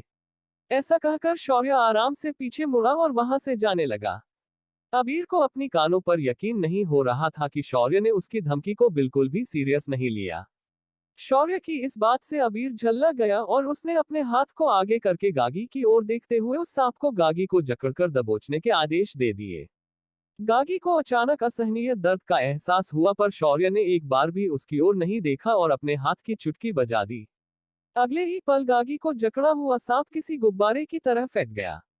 उस सांप के नष्ट होते ही शौर्य की ठंडी और डरावनी आवाज अबीर के कानों पर पड़ी। भैरव को पकड़ने और उसकी सिद्धियां लेने के सुनहरे सपने देखने वाले लोगों की इस दुनिया में कोई कमी नहीं है, पर एक समस्या है। ये भैरव न किसी वचन से बंधा है, ना ही किसी मंत्र से, इसीलिए मेरी सिद्धियां कोई भी प्राप्त कर ही नहीं सकता। शौर्य की बात सुनकर अबीर की आंखें शौर्य पर ही टिक गई। जब शौर्य उसकी ओर मुड़ा, अबीर ने शौर्य की ठंडी आंखों में सच्चाई देखी और वह हतप्रभ महसूस करने लगा। तभी अचानक शेरा की आवाज गूंजी, चुमू, अपन ने अपना काम कर दिया है। उसके इतना कहते ही शौर्य ने अपने हाथ जोड़े और उन्हें खोलकर जमीन पर पटक दिया। अगले ही पल जमीन पर हर तरफ रोशनी फैल गई और 8 चक्रों की सारणी जमीन पर निर्माण हो गई। पलक झपकते ही 8 अलग अलग रंग की शक्तियां उस सारणी से निकाली और एक लोहे की जंजीर में बदल गई। इन जंजीरों की नोक पर नुकीले खंजर थे। पलक झपकते ही सारे खंजर अबीर के शरीर में धंस गए। अबीर को एक पल भी नहीं मिला और वह अपनी जगह पर जकड़ गया। शौर्य ने जब अबीर को ऐसे जकड़ा हुआ देखा तो उन्हें एक गहरी सांस ली और एक खतरनाक मुस्कान के साथ अबीर के पास आया। अबीर को अभी भी यकीन नहीं हो रहा था कि उसे एक कुत्ते ने सारणी बनाकर फंसाया है। ये क्या हो रहा था उसके साथ? तभी शौर्य ने उसके पास अक्सर उसके चेहरे पर एक जबरदस्त थप्पड़ जड़ दिया। थप्पड़ इतना शिकतिश था कि अबीर के कुछ दांत उखड़कर गिर गए। शौर्य ने उसके बाद अपने हाथों से अबीर के गले की मुंडमाला पकड़ी और उसे तोड़ दिया। तंत्री अबीर की सारी शक्तियां उस मुंडमाला के अंदर ही थी और वो अब टूट गई। बड़े अकड़े फिरते हो इस दुनिया में इस छोटी सी तांत्रिक शक्ति को प्राप्त करके, पर तुम्हें पता होना चाहिए कि तुम जिसे पकड़ने के सपने देख रहे हो वो एक भैरव है। अब मैं तुम्हें उस बात का एहसास दिलाऊंगा कि जब आपको कोई पकड़ने की या कैद करने की बात करता है तो क्या होता है। शेरा, इस भीड़ू को 8वें नर्क का दर्द कैसा होता है ये बताओ। ऐसा कहकर शौर्य मुड़ गया और वापस पीछे जाकर एक कुर्सी पर बैठ गया। गुरु गागी, जिसे लग रहा था कि शौर्य अबीर से डर गया है, असल में वो तो इसे पहले ही अबीर को मारने का सारा नियोजन करके बैठा था। ऊपर से ये कुत्ता जिसने इस सारणी को रचा था वो भी कोई आम कुत्ता नहीं लग रहा था। शौर्य के कुर्सी पर बैठते ही शेरा ने अपना पंजा उठाया और उसे नीचे की ओर खींच दिया। अगले ही पल 8 संकलियों से एक तेज बहाव की ठंडक अबीर के शरीर में चली गई। पर वो उस ठंड से उभर पाता उसके शरीर में तेज बिजली दौड़ गई। बिजली का झटका गुजरने के बाद तुरंत तेज आग उसके शरीर में घुस गई। अबीर का शरीर अंदर से जलने लगा था। उसे नरक यातना क्या होती है उसका एहसास हुआ, पर तभी एक नीले रंग की रोशनी उन चैन से गुजरी और अगले ही पल अबीर की त्वचा गलने लगी। ये एक खतरनाक जहर था। उसके तुरंत बाद उसके जले छिले शरीर पर गर्म पानी बरसने लगा और अबीर की चीखें हर तरफ गूंजने लगी। अबीर अब अपने घुटनों पर आ चुका था। वैसे तो देखा जाए तो शौर्य की अबीर के साथ कोई शत्रुत्व नहीं था, मगर जो उसके इरादे थे वो शौर्य को अच्छे नहीं लगे। शौर्य ने उसके बाद शेरा को रुकने का इशारा किया। वैसे भी अबीर अर्धदैवीय स्तर का साधक था, जिस वजह से ये पीड़ा उसके लिए इतनी ज्यादा खतरनाक नहीं थी, पर जो शौर्य इसके बाद करने वाला था वो जरूर ही घातक था। शौर्य ने अपने हाथ में रक्त सम्राज्ञी को लिया और उसके पाते पर 2 उंगलियों घुमाई। उसका लाल रंग का पाता कली आग से घिर गया। शौर्य ने उसके बाद अपनी तलवार को अबीर के कंधों पर रखा और उसका हाथ कंधे से काट दिया। उसके बाद शौर्य ने उसके दूसरे हाथ के साथ भी ऐसा ही किया। हाथ कटकर अलग होते ही कली आग में जलकर नष्ट हो गए। वहीं उसका सुनहरी चमक वाला खून उसके शरीर से रिसने लगा। शौर्य ने शेरा को इशारा किया और शेरा ने अपना मुंह खोला और उस खून को पीना शुरू कर दिया। जब खून बहना रुक गया तो शौर्य ने हंसते हुए अबीर को देखा और कहा, मुझे झूठे भक्त बिल्कुल भी पसंद नहीं है। अगर मेरे भक्त बना चाहते हो तो तुम्हें मुझे कुछ देना होता है, ना कि कुछ लेना होता है। अगले जन्म में मेरे लिए कुछ खास लेकर आना, वरना आना मत। इतना कहकर शौर्य ने अपनी तलवार को गोल घूम दिया, बिल्कुल बाहुबली के सीन की तरह, और अबीर का सिर लुढ़क कर नीचे गिर गया। कुछ ही सेकंड्स में अबीर का पूरा शरीर नष्ट हो गया। शौर्य ने रक्त सम्राज्ञी को वापस रख दिया और गागी की ओर देखकर पूछा, अब मुझे ये क्या हो रहा है? पूरा सत्य जानना है तो बिना कुछ छुपाए सब कुछ बताना शुरू कर दो। ये सुनकर गागी अपनी जगह पर ही कांपने लगी थी। उसने अपनी आंखों से एक अर्ध देवता को एक भयानक मौत मरते देखा था। वो शौर्य की बात को अब बिल्कुल भी हल्के में नहीं ले सकती थी। गागी ने एक गहरी सांस ली और बताना शुरू किया, इस लोक में कुछ तांत्रिक संप्रदाय मौजूद है। ये मंत्रों द्वारा देवताओं को बांधकर उनकी सिद्धियां छीन लेते हैं और उन्हें मार देते हैं। इस वक्त तुम ही एक ऐसे देवता हो जो अभी भी एक पूर्ण देवत्व प्राप्त नहीं कर प्यास, इसीलिए वो तुमसे तुम्हारी सीढ़ियों छीनना चाहते हैं। अगर तुम इन संप्रदायों के हाथ लग गए तो ये लोग तुम्हारे अंदर से तुम्हारी सारी शक्तियां निकाल लेंगे। इसीलिए तुम्हें खुद को इन लोगों से बचाना होगा, जब तक तुम इतने शक्तिशाली नहीं हो जाते कि तुम इन्हें खत्म कर सको। ये अबीर उन लोगों में से सबसे कमजोर व्यक्ति था। बाकी लोग किसी भी देवताओं को सिर्फ नजर से बांधने की शक्ति रखते हैं। इनकी मंत्र सिद्धियां उन्हें ऐसा करने में सफल बनाती हैं। इसीलिए तुम्हें खुद को इन लोगों से जितना हो सके उतना छुपा कर रखना चाहिए। गागी की बातें सुनकर शौर्य को पृथ्वी पर मिले तांत्रिकों की याद आई। फिर उसने अपना सिर हाँ में हिलाया और कुछ सोचने लगा। वैसे ये दुश्मन शौर्य से अधिक ताकतवर है, पर उन सभी की एक ही कमजोरी है और वो है उनकी मंत्र शक्तियां और शौर्य का समय और आयाम पर का स्वामित्व। शौर्य अपने इस खास शक्तियों से इन जैसे कई दुश्मनों को आराम से हरा सकता था, पर उसे उनके बांधने वाले मंत्रों से खुद को सुरक्षित रखना बहुत ज्यादा आवश्यक था। शौर्य ने उसके बाद अद्विका और नीलम को डायमेंशन से बाहर लाया और उनके दिमाग में बताया कि वो लोग इस डायमेंशन के बारे में किसी को भी नहीं बताएगी। शौर्य की सूचना मिलते ही नीलम समझ गई और उसने इस दौरान वो दोनों कहा थी ये किसी को नहीं बताया। जब गागी ने उनसे जानने की कोशिश की तो शौर्य ने सिर्फ इतना कहा कि वो लोग सारणी द्वारा गायब किए गए थे, पर गागी अच्छे से जानती थी कि इसके पीछे काफी गहरा राज था। उन दोनों के बाहर आने के बाद शौर्य ने अपनी मां को अपने पास बिठाया और अपने जन्म की कहानी पूरे विस्तार से बताई। साथ ही उसने पृथ्वी और वहां का जीवन ये सब नीलम को अच्छे से समझा दिया। नीलम को फिर भी विश्वास नहीं हो रहा था, पर गागी ने भी इसकी पुष्टि की तो उसे इस बात पर आखिर विश्वास करना ही पड़ा। उसके बाद शौर्य ने सुगंधा की वापसी और अग्निकुल के मौजूदा हालात अच्छे से समझा दिए, जिसे सुनकर नीलम को बहुत बुरा लगा, पर यह अग्निकुल का प्रारब्ध था जिसे वो कभी भी बदल नहीं सकती थी। उन दोनों माँ बेटे की बातें खत्म होने तक गागी चुपचाप बैठकर सिर्फ अद्विका को निहारे जा रही थी।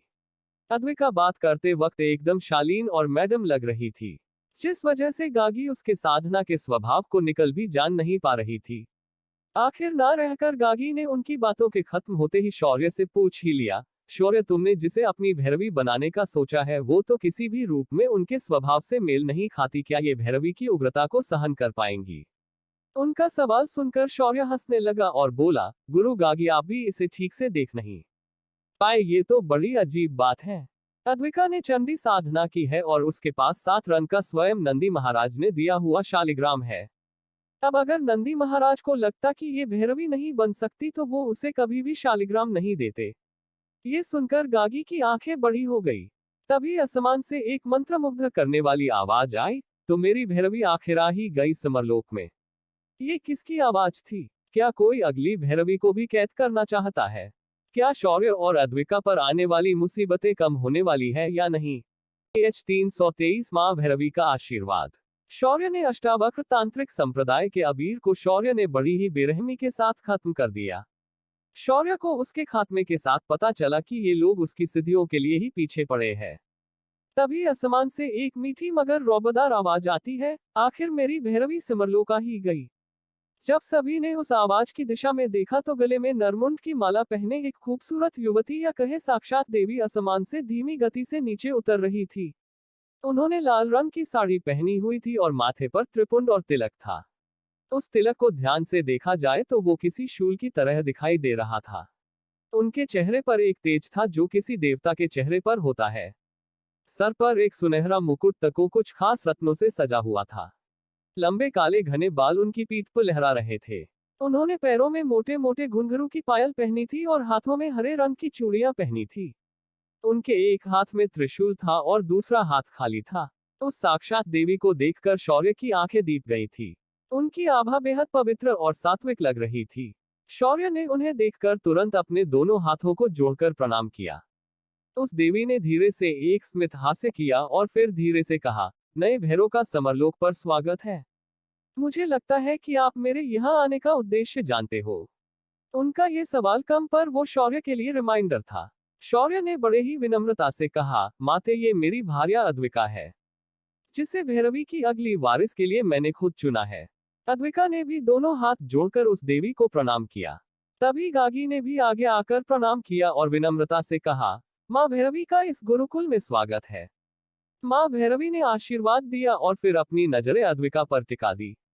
अचानक अद्विका की साधना सबके सामने आ गई और उसकी भयानक आभा चारों ओर फैल गई। अद्विका के माथे पर त्रिशूल उभर आया और दिव्यत्व से चमकने लगा। उस त्रिशूल के निशान को देखकर मां भैरवी ने शांति से कहा, लगता है तुम्हें ज्यादा कष्ट नहीं करने पड़ेंगे। पुत्री अद्विका, मैं तुम्हें अपना वारिस बनाना चाहती हूँ और इस लोक की सारी जिम्मेदारी तुम्हारे हाथों में देना चाहूंगी। उनकी बात सुनकर एक नजर अद्विका ने शौर्य को देखा और फिर हाथ जोड़कर कहा, जो आज्ञा माते। अद्विका को तुरंत बात को समझते देखकर मां भैरवी ने हाँ में अपना सिर हिलाया और शौर्य की तरफ देखा और कहा, पुत्र तुम अब भैरव बन चुके हो, पर याद रखना कि इस समरलोक में जल्द ही दानव आयाम का द्वार खुलने वाला है। जब वह दिन आएगा तुम्हें ही इस लोक का नेतृत्व करना होगा। इस लोक में तुम्हें अपने साथियों का चयन सोच समझकर करना होगा। इस लोक में किसी पर भी भरोसा मत करना, खासकर दानव आयाम खुलने के दौरान। बाकी बातें तो तुम्हें पहले ही अच्छे से मालूम है। मां भैरवी की बात सुनकर शौर्य को एक बात तो साफ हो गई कि इस आयाम में देवताओं की खास नजर होने वाली है। तभी मां भैरवी ने शेरा को देखा जो सिर झुकाए प्रणाम कर रहा था और बोली, श्वान महाराज, अपने इस साथी का आपको कभी भी साथ नहीं छोड़ना है, चाहे परिस्थिति कितनी भी खराब हो, वरना आज भी आपको वापस पृथ्वी लोक पर भेजा जा सकता है। मां भैरवी की बातों में साफ साफ धमकी थी, पर बड़बोला शेरा उसे चुपचाप सुन रहा था। मां भैरवी ने उसके बाद अपने हाथ का एक सुनहरा कंगन निकाला और अद्विका को दे दिया और कहा, पुत्री ये कंगन आज के बाद तुम्हारी पहचान है कि तुम मेरी वारिस हो। अब हमें वापस निकलना चाहिए। अगले 3 सालों तक तुम अब मेरे साथ ही रहोगी। ये सुनकर अद्विका का मन व्याकुल हो उठा। अभी शौर्य से मिले उसे एक दिन भी नहीं हुआ था और अब उसे वापस उससे दूर होना था। इस बात को सोचकर ही अद्विका की आंखें भर आ गई। मां भैरवी ने अद्विका की व्याकुलता को तुरंत भांप लिया और हंसते हुए कहा, ये 3 साल की दूरी तुम्हें जीवन भर साथ निभाने के लिए बेहद जरूरी है। ऊपर से तुम्हारे पतिदेव को भी तो कई सारे काम करने हैं, इसीलिए इस दूरी को स्वीकार करो और मेरे साथ चलो। मां भैरवी की बात सुनकर अद्विका ने शौर्य को आखिरी बार देखा और दृढ़ निश्चय के साथ पलटी और उनके सामने जाकर खड़ी हो गई। शौर्य भी हल्की नम आंखों से अद्विका को दूर जाते हुए देख रहा था, पर वो भी कुछ नहीं कर सकता था। उसने अद्विका को विदा किया और अपने मन में उमड़ रहे सैलाब को रोककर देखने लगा। अगले ही पल मां भैरवी ने त्रिशूल की नोक को जमीन पर छुआ और दोनों उस स्थान से विस्थापित हो गई। नीलम, गागी और शेरा ने शौर्य के पास जाकर उसे आने वाले खतरे के बारे में बताया और उसे लड़ने के लिए प्रेरित किया। उनका कहना भी सही था। शौर्य के सामने कई शत्रु थे और कुछ थे, पर अभी उनके बारे में शौर्य को मालूम नहीं था। उन सभी को शौर्य को कम से कम समय में खत्म करना था और अपने अंतिम युद्ध की तैयारी भी तो करनी थी। दानव आयाम भी 3 साल बाद खुलने वाला था, पर उससे पहले शौर्य को अपने कुल का प्रतिशोध लेना था, साथ ही इन झूठे भक्तों को भी रास्ते से हटाना था। पर उससे भी ज्यादा चुनौतीपूर्ण था ऐसे देवताओं से खुद को बचाना जिन्होंने पहले भैरव का विश्वासघात किया था। इन सभी के बारे में जब शौर्य ने सोचा, उसका दिल जो अद्विका से वियोग के कारण व्याकुल हो उठा था, अब पूरी शक्ति से धड़कने लगा था। तभी गुरु गागी ने शौर्य के कंधों पर हाथ रखे और उसे लगभग उसके विचारों से बाहर लाते हुए कहा, शौर्य, अब तुम्हें जल्द से जल्द शक्तिशाली बनना होगा। अबीर के मरने के बाद वो लोग अब चुप नहीं बैठेंगे। तुम्हें अब अपनी और अपने परिवार की सुरक्षा पर ध्यान देना होगा। ये सुनकर शौर्य को एहसास हुआ कि अगर उन लोगों ने उसकी मां को ही मोहरा बनाकर उससे सिद्धियां मांगी तो वो कुछ भी नहीं कर पाएगा। तभी शेरा बीच में ही बोला, वैसे हम मां को वहां भेज देते हैं।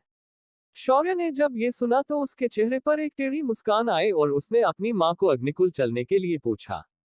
नीलम, जिसके जीवन की सबसे बुरी यादें अग्निकुल से जुड़ी थी, तो उसने काफी सोचा। पर जब उसने सुगंधा के बारे में सोचा तो उसने आखिर शौर्य के साथ चलने के लिए हाँ कर दी। कुछ देर बाद शौर्य मृगनाशिका नगरी के बाहर खड़ा था। जैसे ही नीलम ने अग्निकुल में प्रवेश किया, इस बार हमेशा की तरह किसी भी नौकर या सेवक ने अजीब नजरों से नहीं देखा। वहीं सभी लोगों ने नीलम को सिर झुकाकर प्रणाम किया। नीलम सिर उठाकर घर के अंदर आ गई। जब घर के नौकरों और अन्य लोगों ने शौर्य को देखा, उन्होंने तुरंत शौर्य और नीलम को प्रणाम किया। उसके बाद शौर्य नीलम को सुगंधा के पास लेकर आया, पर जब नीलम ने अपने से कम उम्र की लड़की को अपने सामने देखा, उसे कुछ भी समझ में नहीं आ रहा था। तभी शौर्य ने अपनी मां को सुगंधा की पूरी कहानी विस्तार से बताई। तब जाकर नीलम को यकीन हो गया कि उसकी परदादी सास उसके सामने वापस जीवित होकर खड़ी है। तभी सुगंधा ने कुछ सोचा और कहा, शौर्य, हम इस वक्त पश्चिमी क्षेत्र में है। यहाँ योद्धाओं की शक्ति काफी कमजोर है। इस क्षेत्र के लोग बहुत ही निचले स्तर की युद्ध कलाओं का अभ्यास करते हैं। इसलिए तुम्हें अब अपनी शक्तियों को बढ़ाने और अपने इस ग्रह के शक्ति के विभाजन को जानने के लिए मध्य क्षेत्र जाना चाहिए। वहां तुम्हें ऐसे कई गुरुकुल, कुल और आश्रम मिलेंगे जिनकी शक्तियां वहां के साम्राज्य से भी ज्यादा है। मध्य क्षेत्र का तक्षक साम्राज्य का सम्राट देवता स्तर का सम्राट है। इसीलिए मैं चाहती हूँ कि तुम उस क्षेत्र की ओर प्रस्थान करो और हमारे कुल के प्रतिशोध के लिए तैयारी करो और हमारे कुल को वहां पुनः स्थापित करो। मैं चाहती हूँ कि हमारे कुल की स्थापना धरा कुल के लाशों से हो। सुगंधा, जो अब तक उसकी साथी थी इस लोक में, वो उसके परिवार की बुजुर्ग और अनुभवी प्रमुख थी। शौर्य के लिए उसकी बात मानना बहुत जरूरी था। शौर्य ने तुरंत उनके आदेश को माना और अपना सिर हाँ में हिलाया। उसके बाद शौर्य और नीलम अपने लिए खास बने कमरों में जाकर रुक गए। रात को शौर्य ने सभी के साथ खाना खाया, पर खाना खाते समय भोजन गृह का वातावरण काफी डरावना था। नीलम को देखकर शांतनु और उसके भाइयों की आवाज ही निकलना बंद हो गई थी। ऊपर से सुगंधा की पिटाई अभी उनके पूरे शरीर में दर्द पैदा कर रही थी। ऊपर वहां बैठी सुगंधा और शौर्य उन्हें बहुत ज्यादा डरा रहे थे। तभी शौर्य ने सुगंधा की ओर देखा और कहा, दादी, वैसे मैं मां को सुरक्षित रखने के लिए मैं उसे डायमेंशन में भेज रहा हूँ। कुछ लोग मेरे पीछे पड़े हैं, पर वो अग्निकुल को कोई हानि नहीं पहुंचाएंगे, पर वो मां को जरूर हानि पहुंचाने वाले हैं। इसीलिए जब तक मेरी शक्तियां बढ़ नहीं जाती, मां को माया के पास भेज देता हूँ। ये सुनकर सुगंधा ने एक नजर नीलम को देखा और फिर हाँ में सिर हिला दिया। तुमने सही कहा। वैसे भी तुम्हारे पिता का मनहूस चेहरा हर रोज तो उससे देखा नहीं जाएगा, तो उसे अभिमान के मां के साथ रहने भेज दो। वो वहां अपनी साधना भी कर पाएंगी और तुम भी निश्चिंत रह पाओगे। ये सुनकर शौर्य खुश हुआ और उसने खाना खत्म करते ही मां सम्राट और अभिमान को अपने कमरे में बुला लिया। फिर उसने उन्हें अपने आगे के सफर के बारे में विस्तार से समझा दिया। नीलम को डायमेंशन के अंदर भेज दिया। दूसरे दिन सुबह अग्निहोत्रियों के घर के सामने लगभग 50 माथे पर सिंह वाली भीड़ें खड़ी थी और शौर्य और सम्राट एक गरिए के भेस में उनके साथ खड़े थे। उन भेदों के बीच में शेरा भी खड़ा था। शौर्य ने सुगंधा और अभिमान को साधना के लिए कुछ सामान दे दिया और अपने भेदों के साथ वहां से मध्य क्षेत्र की ओर निकल गया। पूरे मृगनाशिका में शौर्य के चर्चे हो रहे थे, जिस वजह से शौर्य ने अपना रूप बदल लिया था। साथ ही उसने मधुवर्मन के सेनापति को भी सभी युवा लोगों के साधना से बाहर आते ही वापस जाने के लिए कह दिया था। उसे पूरा यकीन था कि उसके कुल के युवा लोग इतने शक्तिशाली तो होंगे ही कि वो लोग पूरे दुश्मनों को खुद ही खत्म कर देंगे। शौर्य अपनी खास भेड़ों को लेकर शहर के बीच से होते हुए मध्य क्षेत्र की ओर बढ़ने लगा था। मध्य क्षेत्र की दूरी बहुत ज्यादा थी। शौर्य को वहां पहुंचने के लिए 2 और साम्राज्यों को पार करना था। उन साम्राज्यों को पार करने के बाद शौर्य को एक विशाल से महासागर को पार करना था, जो आसान बात नहीं थी। शौर्य ने चित्रकूट साम्राज्य को पार करने के लिए अपना सफर शुरू कर दिया। शौर्य जंगलों पहाड़ों से भटकते हुए अपने भेड़ों को लेकर चले जा रहा था। आज उसने सफेद रंग की धोती पहनी थी और साथ ही शरीर पर पीले रंग का कुर्ता पहना था। सिर पर एक गुलाबी रंग का फेटा पहना था और माथे पर त्रिपुंड लगाया था। उसने केसरी रंग का गमछा अपनी कमर पर कसकर बांध दिया था और कंधे पर एक काले रंग का कंबल लिया था। उसके पैरों में चमड़े की मोटी चप्पल पहनी थी और टखने पर एक सुनहरे रंग तोड़ा पहना था।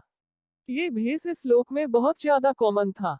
ऊपर से गरियों को एक साम्राज्य से दूसरे साम्राज्य में जाने की खुली छूट थी, इसलिए सफर को आसान बनाने के लिए ये भेष बनाया था। सम्राट भी वैसे ही भेष में शौर्य के साथ चल रहा था।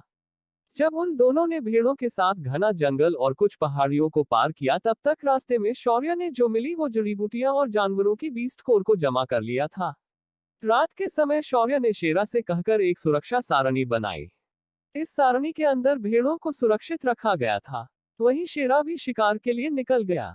जब वह वापस आया तो उसके मुंह में एक बड़ा जंगली सुअर था। शौर्य ने जब ये देखा तो अपना मुंह सिकुड़ लिया, पर सम्राट तो हाथों में चाकू लेकर एज बढ़ गया। शेरा और सम्राट ने मिलकर पूरा सुअर चिर फाड़कर उसके मांस को अलग कर दिया। कुछ ही देर में हवा में सुअर के भुने मांस की महक फैल गई। जब शेरा ने शौर्य को ऐसे बिना खाना खाते हुए देखा तो वो बोला, अबे चोमू, तुझे भी ऐसे नॉन वेज खाना चाहिए, तभी जाकर तू खुद को भूखा मरने से बचा सकता है। देख, अपन दोनों को हम जहां जाते हैं हम भूखे नहीं मरेंगे, पर तेरा कुछ नहीं हो सकता। शौर्य ने ये सुना तो अपनी आंखें घुमाए और अपने रिंग से कुछ फल निकालकर खाने लगा। इधर शेरा उसे चिड़ा चिड़ाकर मांस को खाए जा रहा था। तभी उस अंधेरे की शांति को चीरते हुए एक साया चुपके से शेरा की बगल में आया और कोई कुछ समझे उससे पहले उसने शेरा के सामने पड़ा भुने मांस का टुकड़ा गायब कर दिया। शौर्य ने भी उस साये को महसूस किया, पर उसे वो साया वापस दूर दूर तक नजर नहीं आया। शौर्य को लगा कि कोई छोटा जानवर होगा जो चोरी कर रहा है। शेरा चिड़ा हुआ था और उसने कुछ टपोरी भाषा में गालियां दी और दूसरे मांस के टुकड़े को भूनना शुरू कर दिया। जब दूसरे मांस का टुकड़ा भूनकर रेडी हो गया और शेरा एक बार फिर उस पर मुंह खोलकर हमला करने ही वाला था, पर अगले ही पल शेरा के दांत एक दूसरे से टकरा गए। मगर उसके मुंह में सिर्फ मांस की गंध चली गई, मगर मांस गया ही नहीं। इस बार फिर एक बार शेरा का मांस गायब हो गया था। शेरा ने आसपास देखा और भौंककर गुस्सा जाहिर करने लगा, पर शौर्य ने इस बार उस साये को साफ साफ देखा था। ये साया किसी इंसानी आकृति का था, मगर वो साया किसी इंसान का नहीं था। ये साया एक अर्धमानव का था। इस अर्धमानव का पूरा शरीर इंसान का था, पर उसके सर पर ऊंचे और लंबे कान थे और पीठ पर लंबी पूंछ थी। ये एक अर्धमानव बिल्ली थी, इसीलिए उसे सम्राट और शेरा उसकी आहट को भी महसूस नहीं कर पास रहे थे। इधर शेरा ने चिल्ला चिल्लाकर पूरा जंगल जगा दिया था। उसके चिल्लाने की वजह से सम्राट ने भी खाना बंद किया। तभी शेरा और सम्राट ने जब शौर्य की ओर देखा तो पाया कि वो एक पेड़ की ओर नजारे गड़ाए देख रहा था। शेरा ने ये देखा तो उससे रहा नहीं गया और बोला, तुम कैसे भैरो हो? यह तुम्हारे साथी का खाना चुराया जा रहा है और तुम सिर्फ उस पेड़ को घूर रहे हो। को है वो अर्धमानव? क्या कोई नई मुसीबत तो शौर्य के ऊपर नहीं आने वाली? क्या शौर्य इस अर्धमानव को पकड़ पाएगा? CH 324 जंगल में मिली बिल्लो रानी। शौर्य, सम्राट और शेरा जंगल के बाहरी इलाके में रात गुजरने के लिए रुके थे। शेरा ने अपने शिकार को भूनकर खाना शुरू ही किया था, पर बार बार उसके मुंह से कोई तो निवाला छीनकर लेकर जा रहा था। जब शेरा इस बात से बहुत ज्यादा परेशान हुआ तो उसने देखा कि शौर्य एक बड़े से पेड़ की ओर देखा जा रहा था। शौर्य ने जब शेरा को गुस्से से अपनी ओर घूरते देखा तो उसने हंसते हुए कहा, तो एक कुत्ता है तो तेरे पास जो नाक है वो की शो के लिए तो है नहीं। अब अपनी नाक का इस्तेमाल कर और चोर को ढूंढ, ऐसे हम पर भूख कर समय क्यों बर्बाद कर रहा है? तुम ठीक है, मैं खुद उस चोर को ढूंढूंगा, मुझे तुम्हारी मदद की कोई जरूरत नहीं है। ऐसा कहकर शेरा ने अपनी नाक उठाए और हवा से गंध को सूंघने लगा। जल्द ही उसे दो तरह की गंध हवा में मिली। उसका चेहरा अजीब हो गया। इस जंगल में ये बिल्ली कहाँ से आ गई? साला आज अपन का दिन इच खराब है। ऐसा बड़बड़ाते हुए शेरा उस पेड़ की ओर जाने लगा। कुछ देर में उसके सामने वह आधी बिल्ली और आधी मानव की आकृति साफ दिखने लगी। वो अर्ध बिल्ली मानव पेड़ की टहनी पर पूंछ हवा में झुलाते हुए बड़े ही स्वाद के साथ उस मांस को नोच रहा था। शेरा ने उसे देखते ही गुर्राते हुए उस पर हमला कर दिया, पर उस अर्ध मानव आकृति के कान थोड़े हिल गए और वह अर्ध मानव पलक झपकते ही गायब हो गया। शेरा उस टहनी के ऊपर मुंह के बल गिर गया। जब वह आकृति आग के उजाले में आ गई, सभी उसका पूरा रूप देखा। ये एक लड़की थी और वो भी आधी बिल्ली और आधी इंसान थी। शौर्य और सम्राट आंखें फाड़कर उस बिल्ली को देखे जा रहे थे। उसके कान बाहर की तरफ से काले थे, जो उसके काले रेशमी बालों में अच्छे से ढक रहे थे। उसकी पांच भी कली थी, पर उसकी नोक पूरी तरह सफेद थी। उस लड़की की ऊंचाई आम इंसान के जितनी थी, साथ ही उसकी त्वचा एकदम दूध सी सफेद थी। पर उससे भी ज्यादा हैरानी की बात थी, उसके कपड़े थे जो बहुत ही ज्यादा कम थे। उसके कपड़े शरीर का सिर्फ जरूरी हिस्सा ढक रहे थे, पर बाकी पूरी त्वचा साफ दिखाई दे रही थी। उस लड़की को देखने से उसकी उम्र 18 साल से ज्यादा लग रही थी और वो जवानी के उस मोड़ पर थी जहां उसे देखकर किसी की भी नियत खराब हो जाती। शौर्य ने अपनी थूंद को गटक लिया और अपना मुंह फेर लिया। सम्राट का भी फिलहाल वैसा ही हाल था, पर शेरा तो शेरा था, उसे इससे कोई फर्क नहीं पड़ने वाला था। उसने एक और बार उस बिल्ली पर झपट्टा मारा और उस पर ताबड़तोड़ हमला कर दिया। बागड़ बिल्ली, मेरा खास वापस कर, वरना अपन तुझे नहीं छोड़ेगा। अपन से खाना चुराने की किसी की भी हिम्मत नहीं है।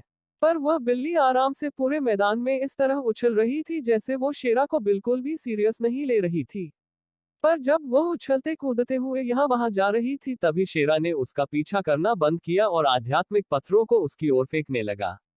उस बिल्ली को लगा कि ये कुत्ता दौड़कर थक गया है तो वो पत्थर मार रहा होगा, पर उसे क्या पता कि इस कुत्ते ने उसे नचाते नचाते ही एक सारणी बना डाली थी। जब वह बिल्ली शेरा के हिसाब से सही जगह पहुंची, उसने अपने पंजे को जमीन पर पटक दिया। अगले ही पल पीले रंग की चैन जमीन से निकली और उन्होंने उस बिल्ली को जकड़ लिया। जब वह बिल्ली समझ गई कि वो अब हिल नहीं सकती, उसकी आंखें बड़ी हो गई और सवालिया नजरों से शेरा को देखने लगी। शेरा ने भी अपने चेहरे पर एक कुत्ते वाली मुस्कान लाए और हंसने लगा।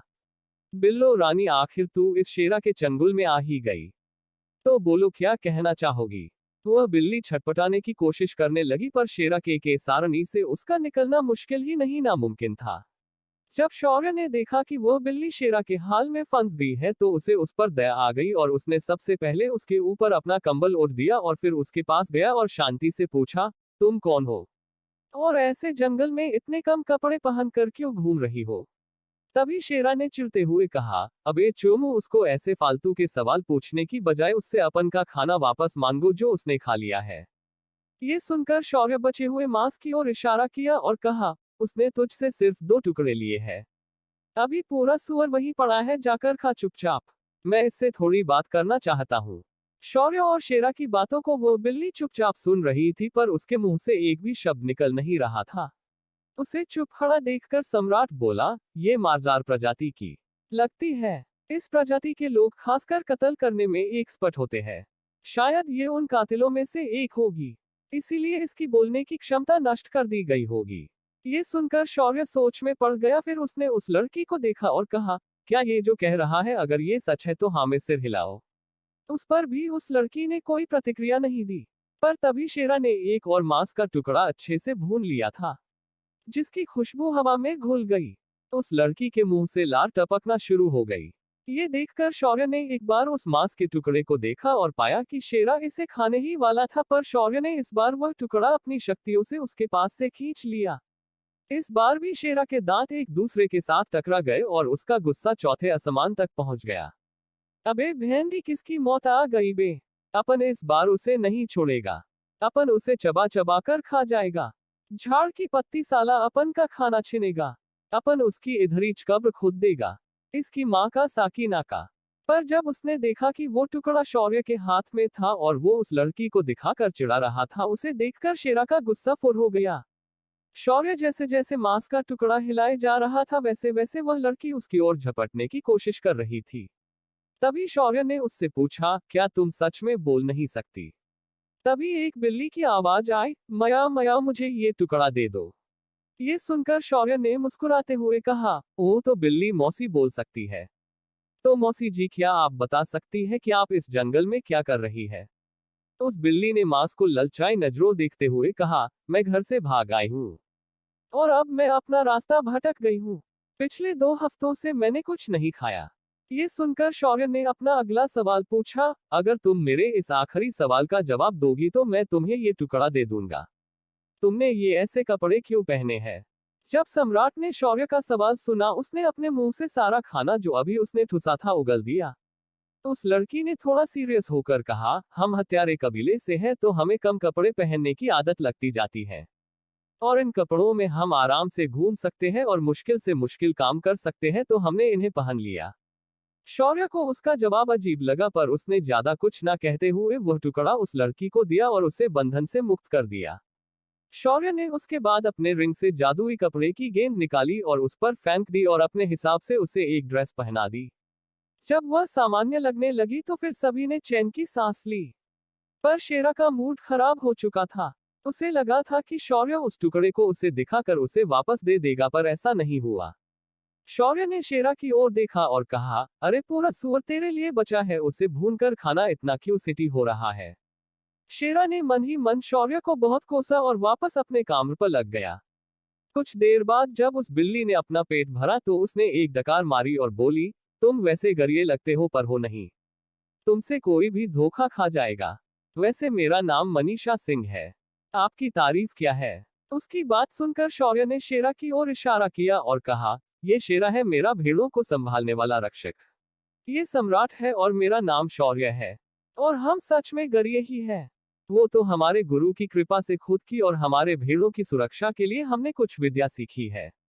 शौर्य के इस आधे सच और आधे झूठ को सुनकर मनीषा खिलखिलाकर हंस पड़ी और बोली, अगर आपका कुत्ता सिर्फ कुत्ता होता और बात करने की बजाय सिर्फ भौंकता तो मैं इस बात को मान लेती। छोड़ो मुझे इससे, क्या आपने मुझे खाना खिलाया, इसके लिए आपका बहुत बहुत धन्यवाद। अब मैं चलती हूँ, मुझे अभी वापस अपने घर भी जाना है। ये सुनकर सम्राट ने कुछ सोचते हुए कहा, जहां तक मुझे मालूम है तुम मार्जार कुल की हो, तो तुम्हारा कुल तो गांधार साम्राज्य में है और इस वक्त हम लोग तो चित्रकूट में है। ये सुनकर मनीषा की आंखें बड़ी हो गई और बोली, मया है मया, मैं तो घूमते घूमते इतनी दूर आ चुकी हूँ, अब मैं कैसे वापस जा पाऊंगी? ऊपर से अगर साधकों ने मुझे देख लिया तो वो लोग मुझे नहीं छोड़ेंगे। उसकी बात सुनकर शौर्य ने कहा, अरे ऐसा क्यों भला? साधक तुम्हें क्यों पकड़ना चाहेंगे? शौर्य का सवाल सुनकर उस लड़की ने तुरंत अपना सिर नीचे झुका लिया और कुछ भी बोल नहीं पा रही थी।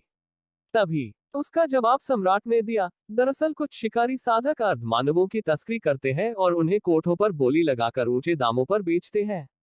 इनकी कीमत बहुत ज्यादा होती है। इसका कारण होता है अर्ध मानव लड़कियां काफी ज्यादा खूबसूरत होती है और कहते हैं कि ये बिस्तर पर काफी कमाल की होती है। सम्राट की बात सुनकर शौर्य को तो पहले गुस्सा आया, फिर उसका चेहरा भी शर्म से लाल हो गया। कुछ देर तक उसके बाद शौर्य ने मनीषा के साथ उनके संस्कृति और बाकी अर्ध मानव कबीले के बारे में पूछा। उसे तब जाकर पता चला कि पूरा गांधार साम्राज्य ही अर्ध मानवों के कुल से भरा हुआ है। साथ ही यहाँ इंसान भी रहते हैं पर उनकी संख्या बहुत ही कम है। रात को शौर्य ने मनीषा को अपने साथ ही चलने के लिए मना लिया और उसे सुरक्षित रखने की हामी भी दे दी, जिस वजह मनीषा उनके सफर में जुड़ने के लिए मान गई। रात को शौर्य ने उसके लिए अपनी विश्वकर्मा की शक्ति से एक छोटा सा टेंट बनाकर दे दिया और खुद सम्राट और शेरा के साथ खुले आसमान के नीचे दो गया। दूसरे दिन जब सुबह हुई तो शेरा ने भेड़ों के ऊपर से सारणी को हटा दिया और भेड़ें मनीषा के सामने आ गई। इन सुंदर सफेद भेड़ों को देखकर मनीषा की आंखें चमक गई। उसने शौर्य से लगभग जिद करते हुए इन भेड़ों का दूध पीने की जिद की। जब शौर्य ने उसका कारण पूछा तो मनीषा ने बताया, ये एक दंती भेड़ों की प्रजाति है। इनका दूध अर्ध मानवों को खूबसूरत बनने में मदद करता है, साथ ही ये काफी पोशाक भी होता है। ये सुनकर शौर्य ने अपनी अंगूठी से एक पतीला निकाला और दूध देने वाली भेड़ों का थोड़ा थोड़ा दूध निकाल लिया। वैसे तो ये सभी भेड़ें आम भेड़ों से बहुत ज्यादा समझदार थी, तो उन्होंने शौर्य को बहुत सारा दूध दे दिया। शौर्य ने अपने हाथों से अग्नि को प्रकट किया और दूध को धीमी आंच पर पकाया और एक एक ग्लास सभी में बांट दिया। जब शेरा ने ये दूध पिया तो उसे लगा कि उसने अमृत पिया है। वहीं शौर्य को भी ये दूध बहुत ही खास लगा। मनीषा ने तो 2 ग्लास दूध मांगकर पिया। वो अब पूरी तरह से इन भेड़ों पर लट्टू हो चुकी थी। अगर अब शौर्य उसे जाने के लिए भी कहेगा तो भी वो नहीं जाने वाली थी। शौर्य ने उसके बाद अपना सफर जारी रखा और पहाड़ों और दर्रों को पार करते हुए वो सभी एक शहर के बाहरी क्षेत्र में पहुंच गए। यहाँ आते ही शौर्य और उसकी भेड़ों को शहर के प्रवेश द्वार पर सिपाहियों ने रोक लिया और उससे जकात मांगने लगे। शौर्य ने जकात की तय राशि एक आध्यात्मिक पत्थर देकर चुका दी, पर सैनिकों को पत्थर के साथ ही उसकी भेड़ भी चाहिए थी, जिसे शौर्य ने देने से तुरंत मना कर दिया। पर कहते हैं नालातों के भूत बातों से नहीं मानते। उन सिपाहियों ने शौर्य और उसकी भेड़ों को कैद करने की धमकी दे डाली। इस वक्त मनीषा के सर पर कपड़ा बंधा हुआ था, जिस वजह से उसे कोई भी पहचान नहीं पा रहा था। मनीषा ने आगे आकर कहा, आपको अगर जकात मिल चुकी है तो आप हमें इस तरह जबरदस्ती कैद नहीं कर सकते। आपको साम्राज्य के नियम मालूम होने चाहिए। मनीषा की बात सुनकर एक सिपाही ने अकड़ते हुए कहा, अरे देवी जी, ऐसा ना छोड़ बे, यहाँ हम जो बोले वही कानून होवे हैं, और ये एक सीमावर्ती क्षेत्र है, तो तुम जैसे लोगों की जिम्मेदारी बनती है कि तुम अपनी चीजों में से हमें कुछ चीजें दे दो। भाई, हम लोगन तुम्हारी सुरक्षा जो करे है। उस आदमी की बेशर्मी भरी बातें सुनकर भी शौर्य ने हाथ जोड़ते हुए कहा, माया बाप ऐसा मत कीजिए। मेरे लिए मेरी भेड़ें ही सब कुछ है। अगर आपने कुछ ले ली तो हमारा पेट पालना मुश्किल हो जाएगा।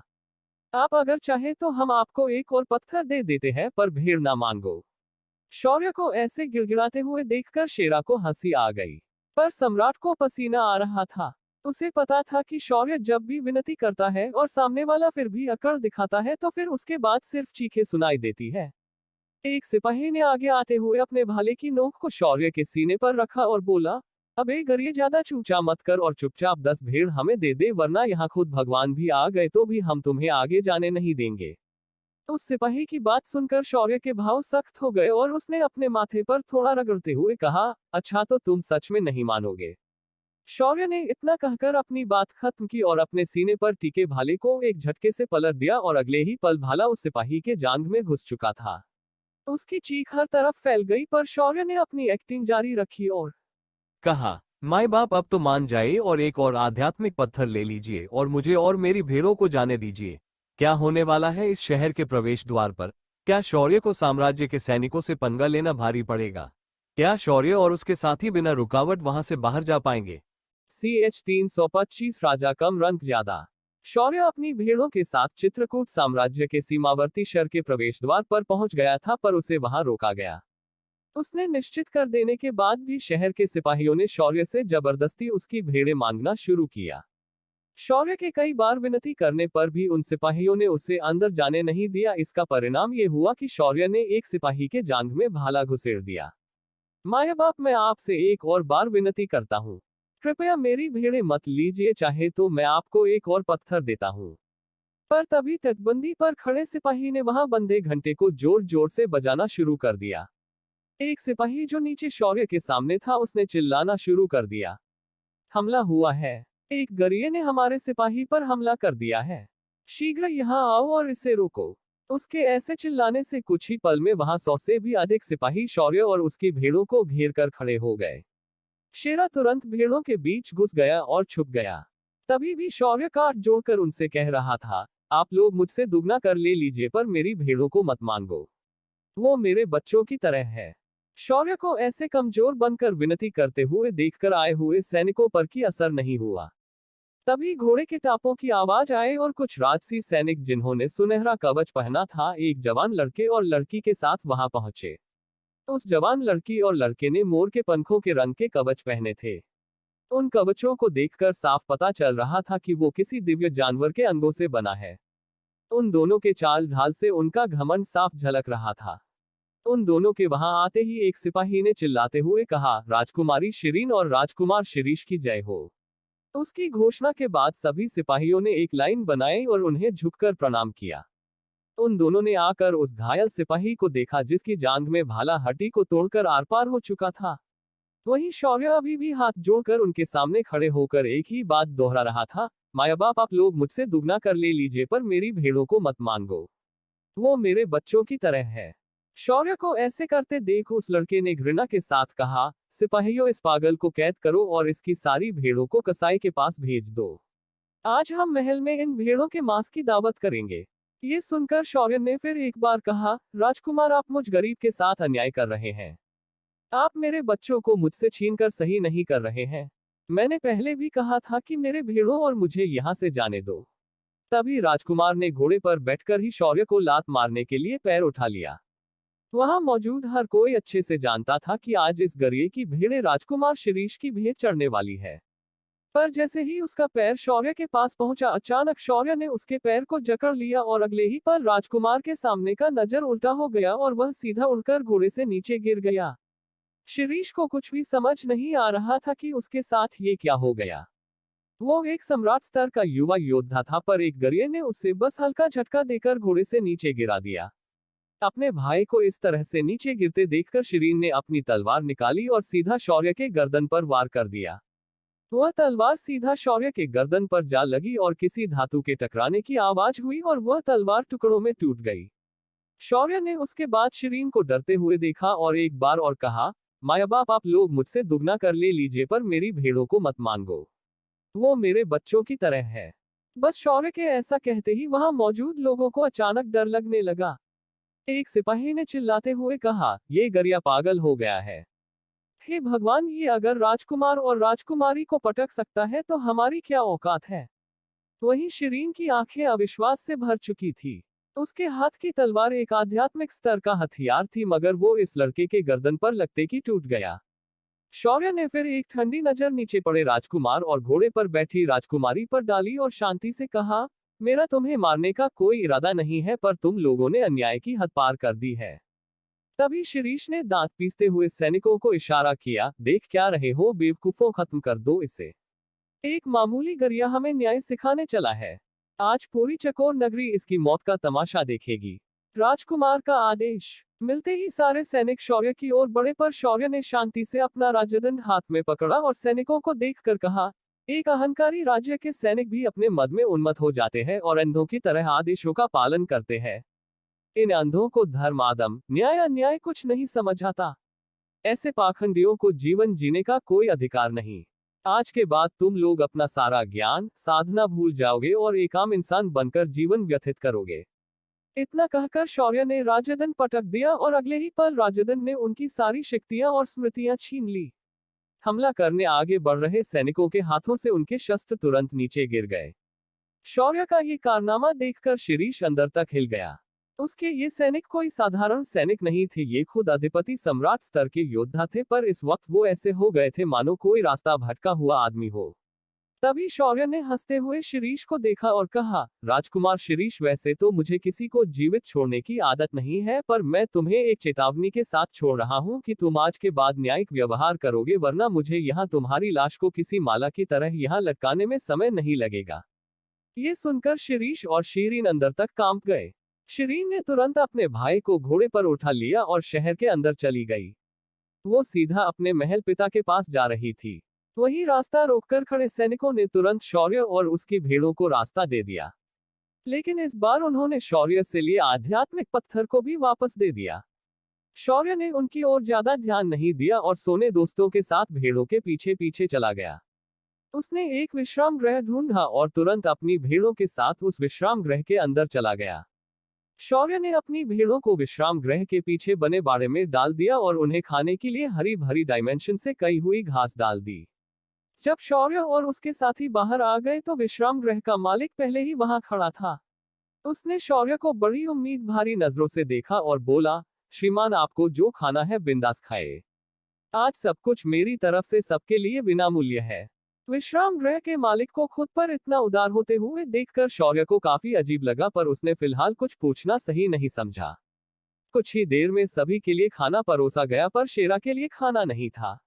शेरा को यह बहुत अजीब लगा और उसने मालिक पर भौंकना शुरू कर दिया, पर मालिक ने उसके भौंकने पर ध्यान नहीं दिया। तभी गुस्से में आकर शेरा बोल पड़ा, अबे ओ उजड़े चमन, मेरा खाना कहाँ है? मैं भी तो यहाँ बैठा हूँ।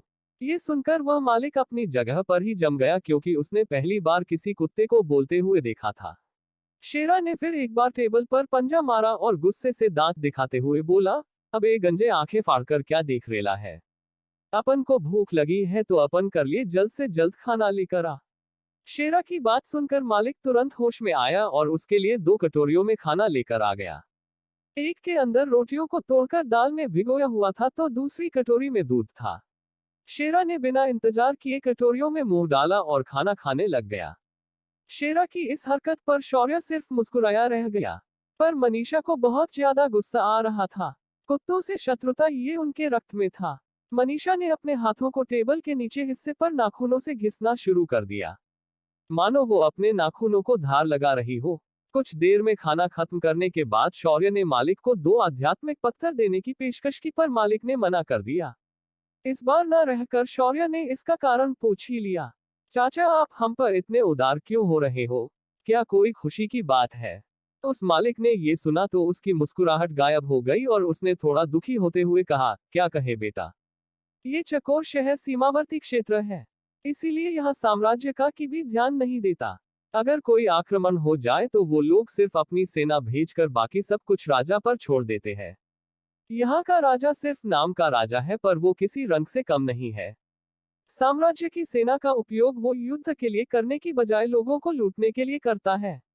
वो हमसे आय से दुगना तो कर वसूलता है, ऊपर से साम्राज्य के सैनिक भी उसकी शय मिलने से हम पर तरह तरह के जुर्म ढाती है। कुछ दिनों पहले ही उन्होंने पड़ोस के व्यापारी के परिवार को बीच चौराहे पर फांसी पर लटकाकर मार दिया। इस राजा को आम लोगों को ऐसे फांसी पर लटकने के बाद छिटपटाते हुए देखने का बहुत शौक है। वो आए दिन यहाँ आम लोगों को ऐसे मारता है। बेटा, तुमने उसके बेटी और बेटे को आज अच्छा सबक सिखाया है, इसीलिए मैं आज दिल से खुश हूँ। पर बेटा, मुझे अब तुम्हारी चिंता भी हो रही है। राजा ने वरुण सिद्धि प्राप्त की हुई है, इसीलिए उससे उलझना तुम्हारे लिए आसान नहीं होगा। अगर हो सके तो तुम लोग जल्द से जल्द अब यहाँ से निकल जाओ। तभी शौर्य ने हंसते हुए कहा, क्या चाचा, आप भी पहले तो तारीफ करते हो, बाद में हमें डराते हो। चलो उसे छोड़ दो, उस राजा से हम निपट लेंगे। आप एक काम कीजिए, आप मेरी भेड़ों को अपने बाड़े में रखिए, हम थोड़ा शहर घूमकर आते हैं और निकल जाएंगे। ये सुनकर उस मालिक ने ज्यादा कुछ नहीं कहा और सिर्फ सिर हिलाते रह गया। इधर महल में शिरीन और शिरीष ने अपने एक गरीब द्वारा किए अपमान की कहानी अपने पिता राजा बटुक को बता दी। इस राजा का नाम बटुक इसीलिए भी था क्योंकि वो ऊंचाई में 4 फुट ही था। राजा ने ये सुना तो अपनी मुठियां भींचकर उसने कहा, एक भेड़ चराने वाले का इतना दुस्साहस, जो मेरे ही राज्य में आकर मेरे ही बच्चों को अपमानित करे और मेरे सैनिकों को अपाहिज बना दे। लगता है ये गरिया भेड़ों के साथ साथ अपनी भी बलि चढ़ाना चाहता है। आज इसे उसकी भेड़ों के साथ मैं फंदे पर लटकाऊंगा और उसके प्राण शरीर से धीरे धीरे निकलते हुए देखूंगा। मेरा रथ निकालो और नगर के लोगों को आज का खेल देखने के लिए चौराहे पर बुलाओ। मैं तब तक उस मूर्ख गरिये को उसके चमड़ी को पकड़कर घसीटते हुए लेकर आता हूँ। इतना कहकर राजा सिंहासन से उछलकर नीचे कूद गया और फिर वापस सिंहासन को देखते हुए बोला, इस सिंहासन की ऊंचाई कम कर दो, मुझे चढ़ने उतरने में तकलीफ होती है। उसके बाद उसने अपना हाथ हिलाया और एक पानी से बनी रस्सी निकली और उसने पास ही में रखी बड़ी सी तलवार को उठा लिया। राजा से वो तलवार 1 फुट ज्यादा ऊंची थी, पर बेचारा करता भी क्या, ये तलवार राजा की तलवार थी। राजा इधर शौर्य को पकड़ने के उद्देश्य से निकला था, मगर शौर्य अपनी धुन में इस बात से अनजान शहर के बाजार में घूम रहा था। शौर्य ने तभी एक ऐसा नजारा देखा जिसे देखकर मनीषा और शौर्य दोनों की रुख कांप गई। उनके सामने 2 घोड़ा गाड़ियां बड़े बड़े पिंजरे लेकर जा रही थी। उन पिंजरों के अंदर कई सारे अर्धमानव कुछ अजीब से काले धातु के कड़ियों से बंदी बनाए हुए थे। उन्हें इस ठूस कर भरा था कि वो उन पिंजरों में एक दूसरे के शरीर से सप चुके थे।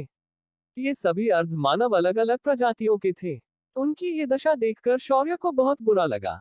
शौर्य ने ये देखकर अपनी मुठिया को भींच लिया और उन्हें मुक्त करने का मन ही मन तय कर लिया। तभी सम्राट ने पीछे से कहा, लगता है आज इनकी बोली लगाने वाली है। अगर हमने इन्हें बचाने के लिए शहर के इस हिस्से में कोई हरकत की तो हमें सभी लोगों का सामना करना पड़ेगा। ऊपर से इनका मुख्य व्यापारी सतर्क हो सकता है। सम्राट ने ये सब शौर्य से इसीलिए कहा था क्योंकि वो अच्छे से जानता था कि ऐसी हालातों में शौर्य तुरंत एक्शन लेता है। शौर्य ने ये सुना तो उसने इन पिंजरों के टुकड़े टुकड़े करने की इच्छा को रोक लिया और शांत हो गया। शौर्य और उसके साथियों ने उन घोड़ा गाड़ियों का पीछा किया। कुछ ही समय में वो गाड़ियां एक बड़े इमारत के बाहर पहुंच गई। उन गाड़ियों के रुकते ही कई सारे आदमी पिंजरों को खोलने के लिए आगे आए। उन्होंने कुछ अजीब मोहरें निकाली और उन कड़ियों पर लगा दी। कुछ ही पल में वो सारे अर्धमानव कड़ियों से मुक्त हो गए, पर उनके पैरों में लगी बेड़ियां नहीं निकाली गई थी। शौर्य अपने क्रोध को नियंत्रित रखकर ये सब चुपचाप देखे जा रहा था। कुछ ही देर में उन सभी अर्धमानवों को उस इमारत के अंदर ले जाया गया। एक सिपाही के कपड़े पहने आदमी बाहर आया और उसने चिल्लाते हुए ऊंची आवाज में कहा, सुनो सुनो सुनो, आज की 10 की नीलामी शुरू होने वाली है। जिन्हें अर्धमानव दास चाहिए वो लोग आज की बोली के लिए सभागृह में आ जाए। आज हमारे पास उच्च गुणवत्ता वाले हटे कट्टे अर्धमानव दास है। साथ ही खूबसूरत अर्धमानव लड़कियों का भी आज लीलाव होगा। जल्द कीजिए और इस अवसर का लाभ उठाइए। ये घोषणा करने के बाद वह आदमी इमारत के अंदर चला गया। उसके जाते ही गली के कोने कोने से लोग बाहर निकलकर आने लगे। ये सब शहर और इस राज्य के अमीर लोग थे, जो यहाँ खास इन दासों को खरीदने के लिए आए थे। तभी एक मोटे युवा लड़के ने अपनी जीप को ऊंटों पर घुमाते हुए कहा, मैंने आज उस खूबसूरत खरगोश जाति की लड़की को देखा है। हाय, उसकी वो लाल नशीली आंखें, उन्हें देखकर ही मैं पागल हो गया हूँ। आज चाहे कितनी भी बोली लगे मैं तो उसे ही खरीदूंगा। तभी दूसरे लड़के ने कहा, खरगोश जाति से तो बेहतर वो खग जाति की लड़की है। उसके पीठ पर बने पंखों को उखाड़ने में जो मजा है वो किसी और चीज में नहीं है। उनकी ऐसी बातें सुनकर क्या करने वाला है शौर्य? क्या होगा नरसंहार? क्या राजा बटुक के आने से पहले शौर्य इन अर्धमानवों को छुड़ा पाएगा?